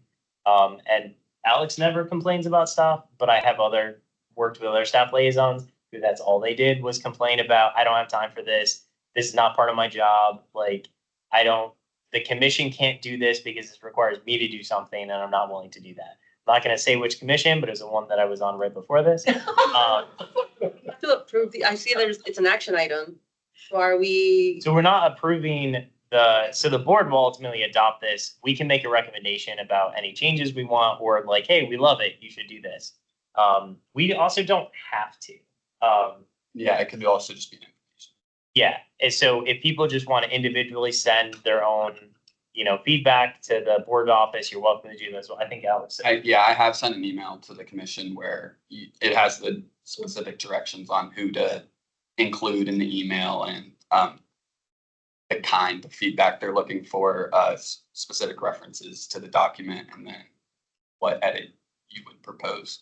But yeah, I can re-forward that email to the commission after this. So that's at the top of the inbox, and then they are due next Tuesday, the 11th. So yeah, it's. So even if we provide recommendations or feedback, they could be we don't care, we're just gonna move forward with it. They could, I don't think that's the case though. They seemed, and I don't know if anyone saw the Sun Gazette article. I think it was Sun Gazette. where they were like, is county about to impose a gag order on commission? Right, right. Because they looked at the tenant landlord commission sort of meeting and they were very concerned about this as well. And I talked to the chair about this as well. And Libby Garvey, who like provided a statement, specifically said, hey, we're expecting to get feedback, we're expecting to make changes. And she mentioned me, oddly, like Colin Fett, chair of the housing commission, had a lot of changes that he submitted to us, and we appreciate that.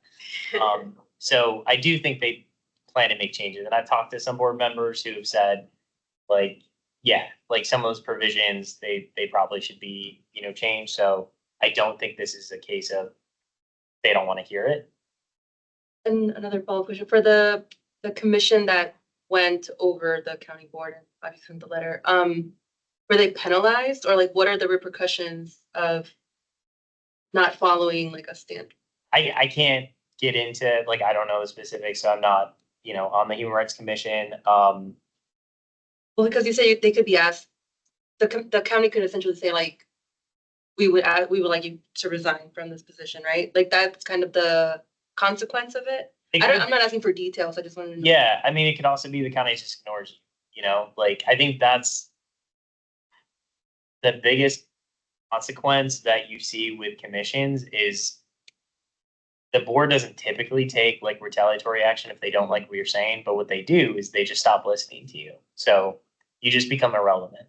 And then it's, why are you here? The board doesn't want to listen to you. And you saw with, I think it was EPAC, the Emergency Planning Advisory Commission, they got dissolved. They clashed with the county for years. And finally the board just said, we don't need you. Like, thanks, but no thanks. Like, we don't really need you to continue telling us we're doing everything wrong. And they just dissolved them. So they don't exist anymore.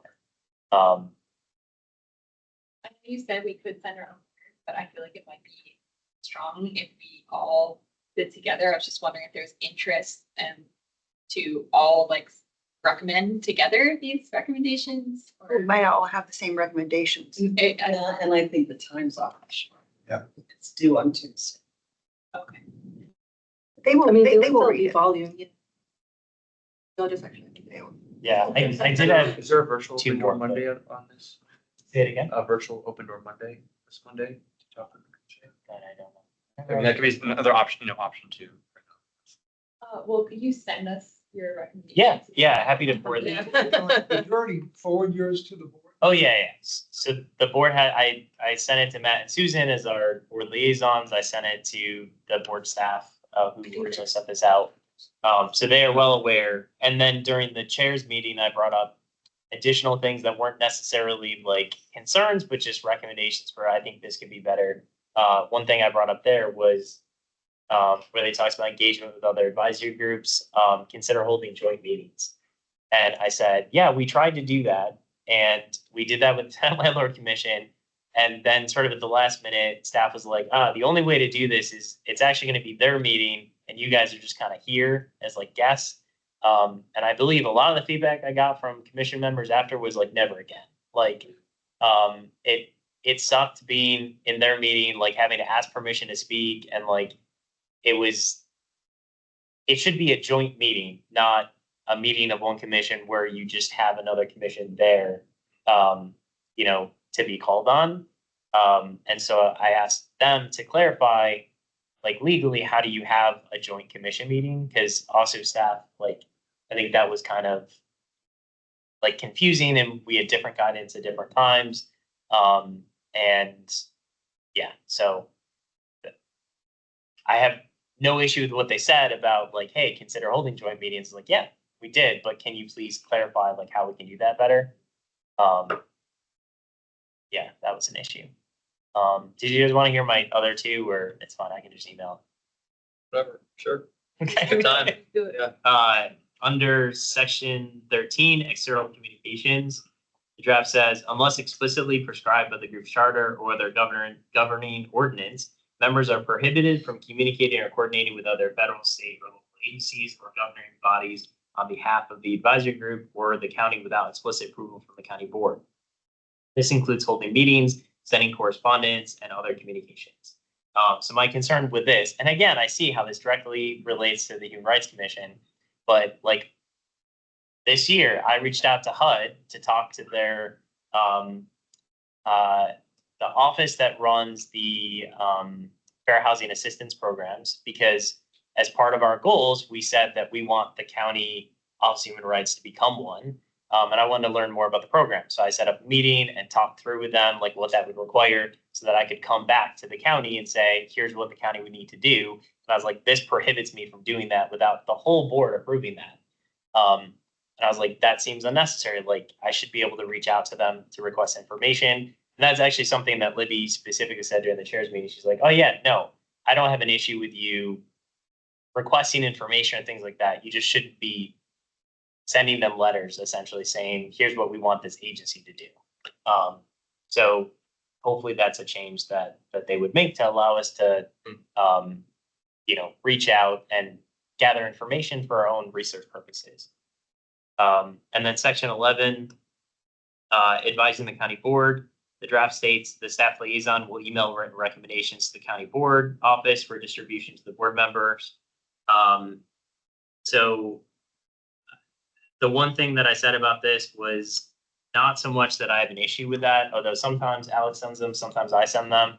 But the way that they're sent is like, typically if they just go to the board, I've noticed, and they aren't sent to individual members. When I talk to individual members about our letter, they have not read them or seen them. So I was like, not to call out our staff liaison or like the other board members that I met with, but like, if it's going to the board office and you're saying that you're distributing it to everyone, it doesn't appear to be working super well.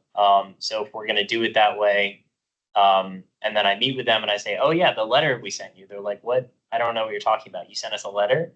And I was like, yeah, through the official process. So I was like, can you make it so that if you're going to do it this way and you're not going to have us individually send them to board members, that they see them?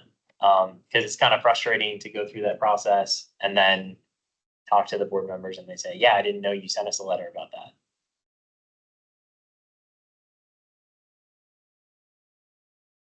Those were the things that I highlighted for them. Did anyone else have anything that popped out on them or anything that popped out for you when you were reading through it? For the external comms, like, would it be possible to, well, I guess from your experience and thinking through this, if we were to say, they're not able to, where is it? Members are prohibited from communicating and coordinating with other federal, state, local agencies. If we ask them to say, like, could you approve this within a week? Because I think what could happen is you make the request and they just never acknowledge it or move forward with it. In your experience in working with the board, like, would they be open to that? Do you kind of setting like a standard I don't think they'd follow it. timeframe? And I also don't feel like, so I have reached out to the Alexandria Office of Housing to talk to them about their housing programs. I've reached out to Fairfax to talk to them about theirs and kind of learn from them. If every one of those things had to get approved, honestly, I probably just wouldn't do it. If you're adding more work for me as a volunteer, why? I already don't get paid for this and it takes a lot of my time. If you're adding more hoops for me to jump through, why would I do it at all? So, and I feel like that's an important thing for them to remember, that if you add more work for us, we're volunteers, that you're probably just going to get less effective commissions because people aren't going to want to have to do the extra work to get things done. So yeah, that could be a possibility, but I wouldn't be interested in that because I think it's just more work for me. I did appreciate though that they added information about voting. So the previous, the one that's in place now basically says voting is a last resort. You should achieve consensus and you shouldn't really vote unless you have to. It's about very unrealistic, and just about every commission takes a vote on things, but it had no procedures. It had no information about how to do that. So the new one actually talks about like, hey, this is how you vote. and that you should follow Robert's Rules of Order. And yeah, so that was helpful, I think, acknowledging that a lot of commissions don't operate by consensus, and they operate by voting. And we're also expected to take a vote, tell them, like, even if it's unanimous, that everyone voted, for this. So I appreciated that. And there were a couple other things where I was like, oh, this is good clarification or good updates, but I also had a lot of concerns, as I shared. That in SITSAC, the only comment that they had was, I can't exactly remember what, so if you don't mind going to the, Yeah. the opening letter. They just said that, what was it? It was.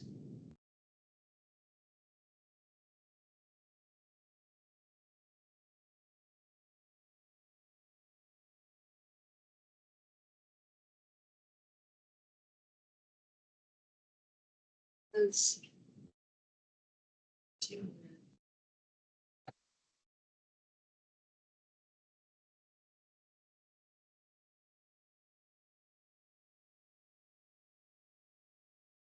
The consensus?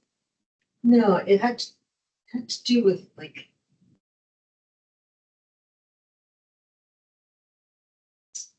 Never mind. I can't see it right after that.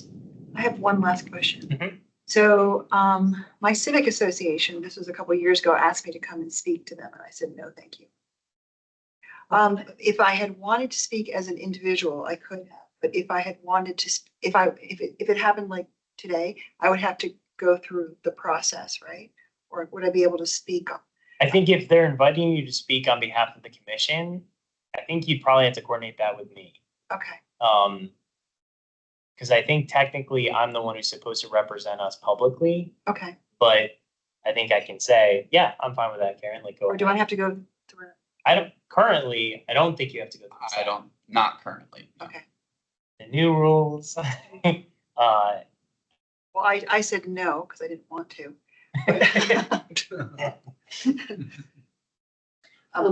But sorry. I remembered where it was. The comment was that in the second paragraph, it said, it builds from a belief that good ideas can come anywhere, that collaboration among community. Well, the county board typically leads to better results than working alone. And they felt like typically leads to better results seem to be sort of like, it can sometimes be better to work together. So they thought that wasn't a very There's food for proactive, thoughts. positive Yeah. way about community engagement. So True thoughts of the county board office are coming through in this document. yeah, they thought that was a little bit telling. They requested a little bit stronger proactive language there. Working with the community. Yeah, so I mean, I'm fairly hopeful based on the feedback that I got that they're gonna be making changes and clarifying a number of these items. Because I think they recognize they don't want to place unnecessary restrictions, but they do want to, like, I think Libby's point was, and this is interesting because I'd heard this before, but she's like, you're advisors, you're not advocates when you're on commissions. And she's like, advocates they have a much more sort of robust role and tool set, but like here, basically like you're just advising us on issues, and she sort of drew a line between the two. This doesn't specifically like go into that, but I think that helps show their thinking about it, that there are certain restrictions that are placed on us when we join commissions like this, of how we conduct ourselves and the types of things we're able to bring to the board and what we even look into. But there's supposed to be a trade-off. And I think for me, the trade-off is usually like you get access to more information. You get access to a lot of the policymakers. So you can have those conversations, even as you're giving up some of your ability to, say whatever you want in whatever forum, and be as critical as you may want to be. My issue with some of these changes is it's sort of getting rid of the positive things. It's putting more barriers between you and access to information and just what you can say and do that I think tips it in a way that like, well, what is the value of serving on these? Like, why not just do it as part of another advocacy group or something? Like, why be on a commission? I think there is a little underlying form of advocacy though, because like if we're coming here with a recommendation, I know when I am reading something, or even when we had that discussion a couple months ago with the affordable housing units, it's like, well, we know what's happening out there. And so our input is a form of advocacy. I understand that there's regulations and a structure to follow because obviously government entity and stuff like that. But yeah, I share a similar sentiment where it's like, it's kind of cutting off even the reason of why joining. And the biggest thing that has been stressed to me has been like diversity, and we want to know what's going on and we want to know how we can make this better. But it's like disappointing because every time you try to move forward, it's kind of like they just bring you back a little bit. So yeah. No, I think that's an important, thing to bring up. And I would agree that, I mean, I do a lot of advocacy outside of this. And I think I viewed sort of being on the commission also kind of from that lens. And so hearing that, I didn't really like that. But it also, I think, helped me better understand the limitations that you feel in a role like this, that you don't feel when you're part of an outside advocacy group. I think what's important though for the board and their office to understand is that like it needs to be worth it for us to be here. Like, because we're giving up time and energy that could be spent elsewhere doing other things. And if I decide that I can do more for the community not being here and a part of an outside group, then you're going to have the best people in all your commissions leave because they feel like it's just not worth it. Having to follow all these extra rules and things and being limited in what we can say and how critical we can be, and they're not seeing the change that comes from it, you're going to lose the whole point and value of having advisory commissions in the first place. I kind of agree with you. I was on the same commission 35 years ago, and this is like completely different. They're made much more restrictive. Very much so. I have one, actually, one other recommendation I submit. It was a section on like accessibility and accommodations. And it said something about translation, like if someone, is not not an English speaker, like that the staff should do their best to like put in effort to provide translation, but it didn't say that they had to. And I feel like there are a lot of folks who are not English speakers who would really be great voices on commissions if they could, make that work with interpretation. So I would recommend that they require that instead of just try. They have to provide. If you ask for translations, they have to require. Yeah, I'm not sure what it says in that, but for all of CPHD, we've been providing translation services and are going to continue. We've had if meetings requested where in we've had advance, obviously. So Okay. Because we need to set it up with the company that we contract out to. If you feel like that's not clear, then I would definitely make that recommendation to clarify the language. And yeah, I think part of it is just how far in advance because there's some people who showed up at a meeting they need translation. and It's not gonna work. it's like, Yeah. But like, even like if Logistically. you're a commissioner, like. Yeah. will you translate? Well, I mean, I think the interpretation during the meeting, but starting to translate documents, that becomes a whole nother issue. depends on how inclusive be and how much of the resources they want to put with it. But yeah, you certainly could do it. Anything else that folks want to bring up with this? So it sounds like then we're not going to do a commission letter. It's just people will send their own things because getting us all on the same page, before Tuesdays, it's probably a challenge. And I honestly think they will take it seriously, just providing that feedback. I don't think they want a bunch of commissions pissed at them. So yeah, I think they're actually open to receiving that feedback. And if they don't make changes and we still have issues with it, then I feel like we can write a letter and say, here's our issues with this, and yeah. Or we can all resign.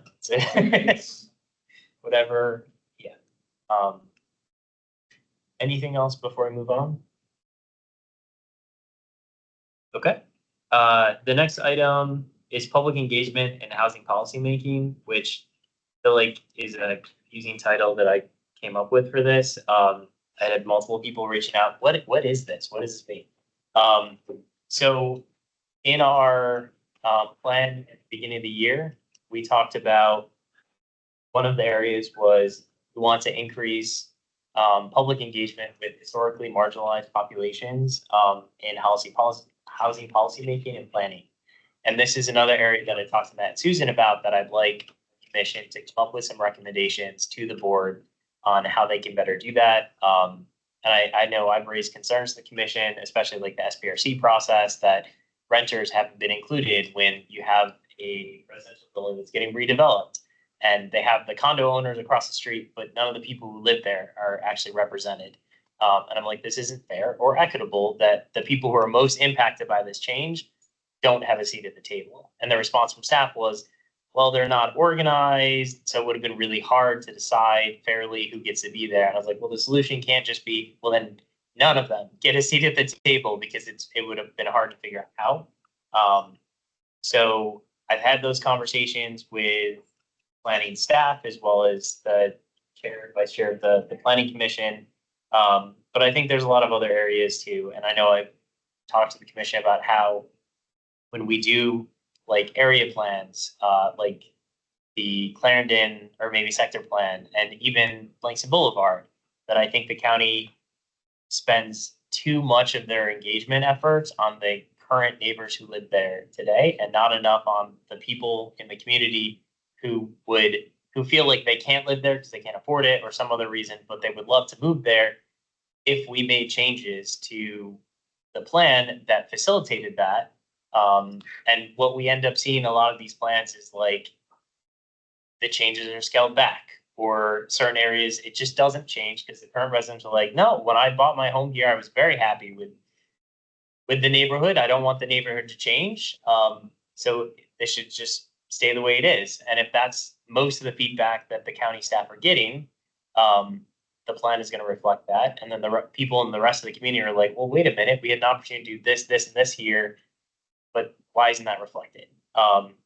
So I'd like us as a commission and even individually to look at best practices around the country, because it is hard. This isn't easy. I know the county has been wrestling with this for a couple of years. There was a board meeting where they talked about, potentially paying low income residents to sit on commissions or to be part of like SPRCs or things like that. And I don't think that went anywhere, but I think it'd be great if we could come back to the full commission and with some suggestions of like, hey, there's this really great program in Boston where in order to increase historically marginalized participation in their planning and policy making, they do X, Y, and Z. So I'm not thinking necessarily like a subcommittee, but if it's something that if people are interested, go out and do some research. And at least until the new guidelines take effect, you can reach out to other cities and ask them questions, but maybe not after. And then bring that back to the commission. We can have it as a fuller agenda item in the future. But is anyone particularly interested in this? Okay, if you want to raise your hand, I'll just note it so that keep in touch. Well, and you could start as a place, so the, I'm flaking out and it was just last night's meeting, but, so the community development monies that used to be given out from the board, as sort of board given out monies, that they put out as a competitive funding this year. they actually went out into the community to get grant reviewers that were community members, and they paid them. And so perhaps asking Elizabeth Mackey from the city manager's office. I can find what the name of the program was. Just as how that recruitment effort went and how difficult it was, and sort of whether they really got people who were, and it was done very purposefully, and they had like 2 sort of education sessions and explanations for what it was going to be like, and they trained them, and it was very mindful in terms of making it marketing it, but then also enabling people to really feel like they knew how to contribute to that process. So it's a good local starting point to look at how did that go and what were the lessons learned from it. Yeah. Maybe as a place. Can you email me? Mhm. Yeah, more information about Yeah, that. Thank you. The only other suggestion I would have is to, work with the school system, because they each have those social workers or liaisons, I don't know what they call them anymore. And they really have a finger on the pulse. And those women and men, mostly women, are really good at getting engagement from parents of students in public schools. Only thing I will say. Yeah. It's noted as spending. Well, no, of course, it's the end of the school year. Well, just because I would say, having been somebody who right now, those social workers are burned out like there's no tomorrow. So, Get that idea. no, I'm just saying, being involved with somebody who's in the school Right. system. They are great. If you find one, Really, really burned out. find somebody Who is not burned out. who's not burned out, and they really are wonderful community liaisons, put it that way. And also APS would be another group under the proposed guidelines we would not be able to reach out to for that. Be able to talk to. So, yeah. Any other comments or feedback on this one? I just hopefully at some point this year, we'll be able to assemble some recommendations and we can just present those to the board. I think both staff and the board would be really interested in what we have to say. It hasn't been something that staff has really, I think, had the bandwidth to fully explore, and it just hasn't been part of one of their priority items. How is this different? In Roslyn, we have the Gateway Park thing and there's public engagement on any roads and whatever. So how is what you're thinking different than that process? I mean, because it goes out to everyone in the community. If you're a renter, I'm in a condo, but the renters and the condo people, the renters have an option to comment. So I think the current process is how they do it. It is tilted towards people who have the time and the money to be involved and show up to meetings. And the notices, I think if you ask probably most renters, they probably be like, what are you talking about? There's a Gateway Park, project. And it's well, the county did the same thing to reach out to homeowners that they did to renters, but it takes more effort generally to get renters involved. And I think that's where the county has struggled was this works for homeowners. So we're just going to do that to everyone. And it's not our fault that only homeowners want to participate. It's well, what that means is you need to do different or more things for the other groups that are harder to get engaged. If you actually care about engaging those groups. And I think the county, they've been making an effort towards this. I think when I first got involved in the tenant landlord commission, the original draft fair housing plan, not the one that passed, but the really not good one that was before that, they were oh, we have to do public engagement. We're going to have a meeting one night at the county building and like 10 people showed up. They're like, okay, we did public engagement. And it's just like, That's a sham. That's not good. Yeah. and I think that's where we were. The county's made a lot of great strides since then. But there's still, I think, a lot more to do to make sure that we're really reaching, folks. And even like Barcroft is a good example. The county's been working to help get a resident council going, but it's been a struggle. And I had a conversation with Ann Venetia about this like a couple weeks or maybe a month or two ago. The county was thinking we could kind of support this up front, kind of get it going, and then the residents would just take it over and run with it. And I was like, oh no, I don't know why you thought that. Like, this is something that you'll forever have to support because you're talking about low income folks who have other priorities. Like, if you're not paying them to be there, what's their incentive? They're not like retired lawyers who have free time in their hand and are used to showing up to meetings and things like that. So I was like, it's always going to be more money and more time. And you have to plan for that if you want to engage those populations, which the county claims that it does want to, and I think it does. But that you have to invest in that and build trust, and there's a lot to do.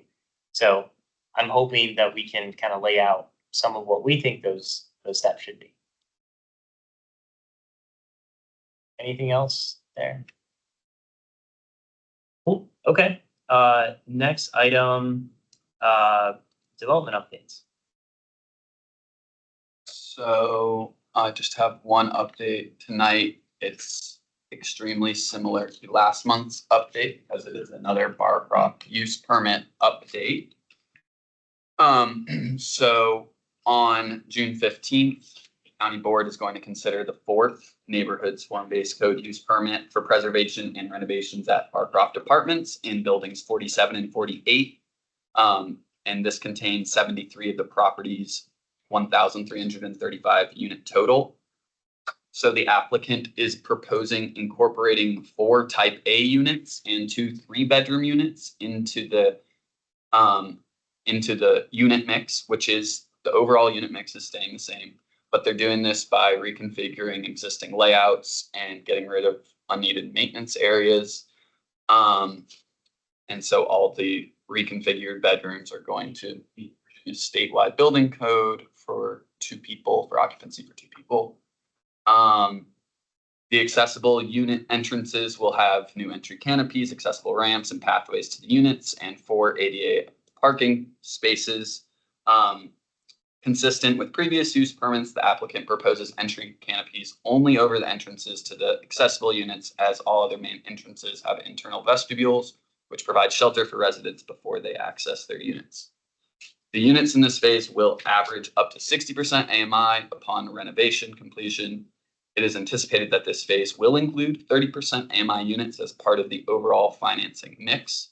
Further details on that affordability program and financing for this phase will be considered by the Housing Commission later this year. And that is why we're hearing it during development updates instead of as a bigger item, because it will be back with an actual housing affordability finance piece to it. AHIF request. So no concerns have been raised by the community. The proposal has been reviewed by the Design Review Committee, the Historical Affairs and Landmark Review Board, Form-Based Code Advisory Working Group, the Planning Commission.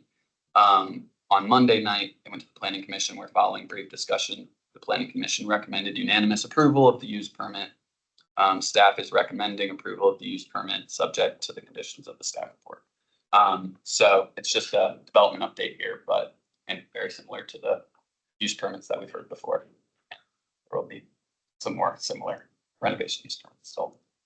Alex, is it possible for staff to provide us with a rundown of how they plan to use AHIP for the next year? Because I know they're not doing the NOVA again. And I know that all of the money that's been added to AHIP is already spoken for.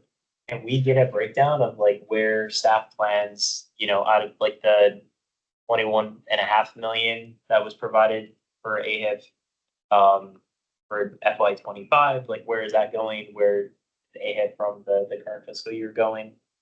That would be helpful. If I that's can something staff can. talk to Anne Marie about it and see what I can get you all. Yes. Other than that, there's no development updates. We don't have that many meetings either. You will note there's only one, the Barcroft Land Use Analysis, LRPC, which is next week. But we all have been involved in the Barcroft process. If anyone wants to sit on that, more than welcome to, but. What's this one gonna be on? So this is the LRPC, which is the thing that comes before the SPRC. They're basically looking at the land use for the entire Barcroft site. So the announcement I just made was about 73 of the 1,300 units. But this LRPC, it's a commission looking at kind of the plan for the overall site, where they want to conserve housing, where they might be looking to possibly add housing, and all the associated things that come with that, like transportation, parking, space. Does anyone want to be the rep for that? Anyone free on June 10th? Which is next Monday. Monday. Okay, great. Thanks, Elizabeth. What about July-ish for the second one? Would you like July, For, the second, the Eves? that one is still TBD. I don't think it's in the near term. I can probably take it off the list for now, I think. But I can check in on that one as well. Is that a virtual meeting? Yeah, it will be Okay. 7 o'clock virtually. And I will make sure you have the meeting invite. Thank you. And you'll probably have to send an email to allow her to be on it. If you could send me an email, so Yeah. that I'd send that email. I don't know if everyone saw, but the Clarendon Presbyterian Church project, they retracted their GLUP study, and they're just gonna they submitted, I think, the initial site plan review. They basically determined legally they didn't have to do the GLUP study. And they're just gonna move forward with like the site plan. And the county sent out like an update on it as well. So it's moving forward again, at least through the county process. And it should show up at some point. I have no idea when, but I'm just a question. So can it go directly to SPRC on that? Or does it have to go back to a GLUB chain, or is it just more risk of going to directly SPRC combination with the GLUB change? Or could there be a decision made of what to do after the?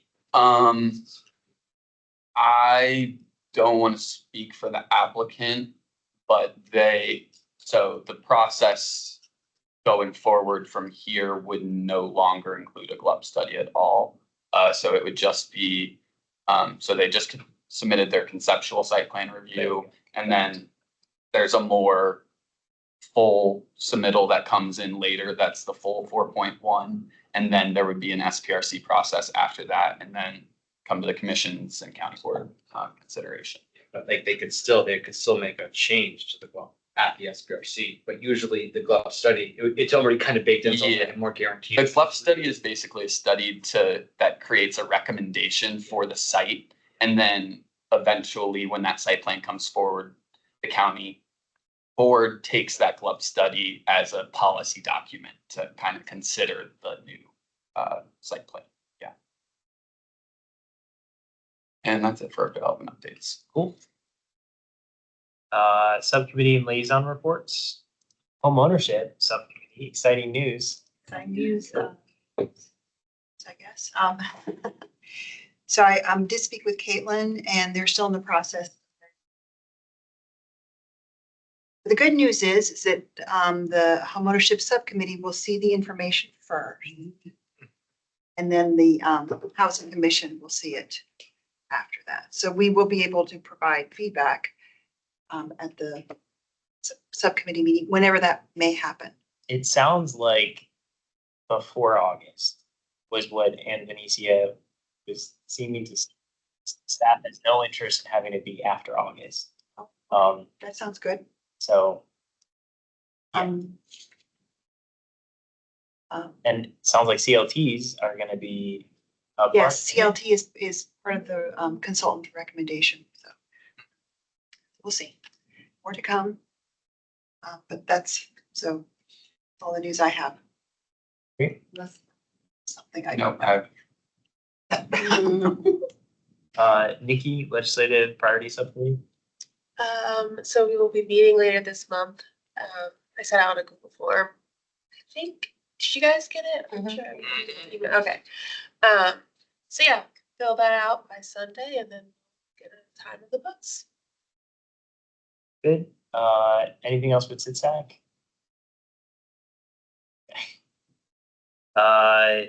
We still don't have a liaison, I don't think, right, to the historic affairs LRB. So no update there.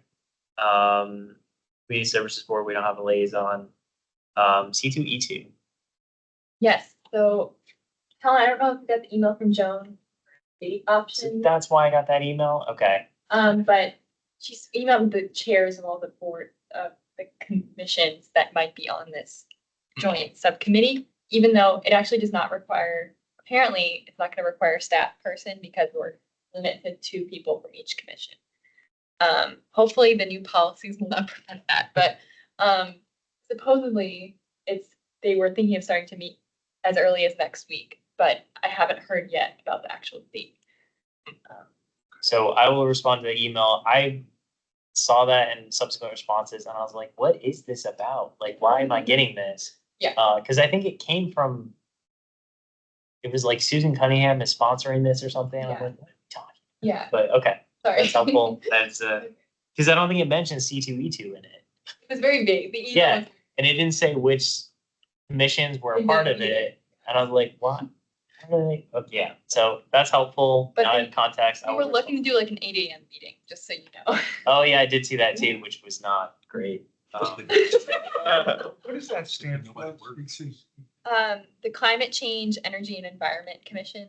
So basically for background, we're working with chair of that commission and I actually don't know all the other commissions, but. I know transportation was a part of it. Transportation.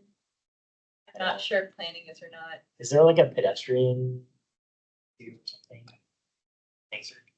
Maybe, I don't know, Yeah. but it didn't say in the email, so I wasn't entirely clear who was going to, but. But we were thinking of looking at policies that could intersect, such as the green building policy, which the county's thinking of redoing. So, and I had a couple people reach out who were interested, like, but we can only have 2 people at a time, but we can always just shift off. Like, So, rotate off. Is that meeting supposed to be me and you, or is it No, I don't think so. also unclear from the email? Cause it Okay. made it sound like all the chairs were supposed to be there. And, no, I mean, I can double check, but I don't. okay, cool, so. I'll reach out to you if I have Okay. additional questions. Cool. I feel like I had one more thing on the subcommittee liaison reports. But I can't think of it, so that's fine. Anything else before we adjourn? Next month should be busy. It'll be virtual. I think we have 2 site plans. So the big thing going next month will be the Barcroft MFDP. That will be that's a big item, possibly homeownership recommendations that subcommittee has already met. The site plans are both likely not going forward until September at this point. So it'll be Barcroft and. So is the Barcroft could be from what's in this up here, or is that a little package of all the planning, everything that? Yeah, so the July Barcroft item will be similar to the LRPC. It's the whole MF, it's the whole site. So Development, finance. so the whole Barcroft team will be here, Melissa, who's with the Barcroft team. And then we'll have multiple people from the planning department here as well. The applicant will have a bunch of people here and we'll show you what they're gonna show to the county board for their whole site. And they presented to us, was that October of last year, like the draft? September? Yeah, it was the submission by just the applicant, and since then, county staff has basically been working with the applicant to get it to a point that makes sense. Anyone who's new wants to go back and see last year, you can look at a recording of their initial presentation to the, so this is the final, right? Yeah, and so it'll be going to the county board in July. And this is equivalent of a site plan review, so like they could, once this is approved, they could go to permits to. So so this is basically, it's basically a policy document for the whole site. So I guess it'd be similar to kind of a small area plan or sector plan. It's really to set the vision because it is such a big property. And, you know, there is opportunity to add housing here, even though some of it is in conservation district and all that. There's a lot of. Oh, I So know. it's not a phased development site plan, it's like a preliminary. It's a Then it's like, yeah. for all of it, and then they will be coming, so these use permits are actually the equivalent to site plans, basically. So they've already been coming forward with these renovation ones. After the MFDP is finalized, then they will start to come forward with the, you know, new construction, bigger density projects that are gonna be part of the site. Those, so like say, if they say they do this, are those gonna have to go through a site plan, each of those buildings separately, or is that maybe? Yeah. more streamlined, or- Each one will go through some sort of, yes, process. It might be more streamlined because of the whole MFDP approach. I'm not positive on that, but that is something that we'll have an answer for on next month. The tenant forum is Saturday, right? Saturday Yep. from Uh, 10 to 2 at Lumber Rock. Okay. And then the Amazon event we were invited to. Yes. Did everyone? So Amazon reached out to me directly to invite you all to that. I'm not sure. I got some messages that didn't work. I tried resending it. Did it work after the resend? Yeah. Yeah, It you was- Yeah. gotta open Very the link. You have to open the link. At first, I didn't know anything was attached, just Yeah. a link. So that's another opportunity. Is anyone able to make that? I'm not sure that I can. Day, right? Yeah, it's during the, Weekday, right? When is it? June 17th.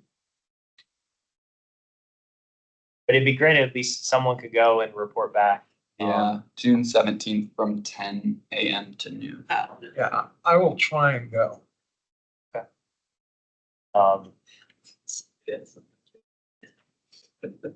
think Oh, yeah. that's it as far as the upcoming housing, right? Yep. Well, thank you all, meeting adjourned. Thank you. Thank you. Yeah.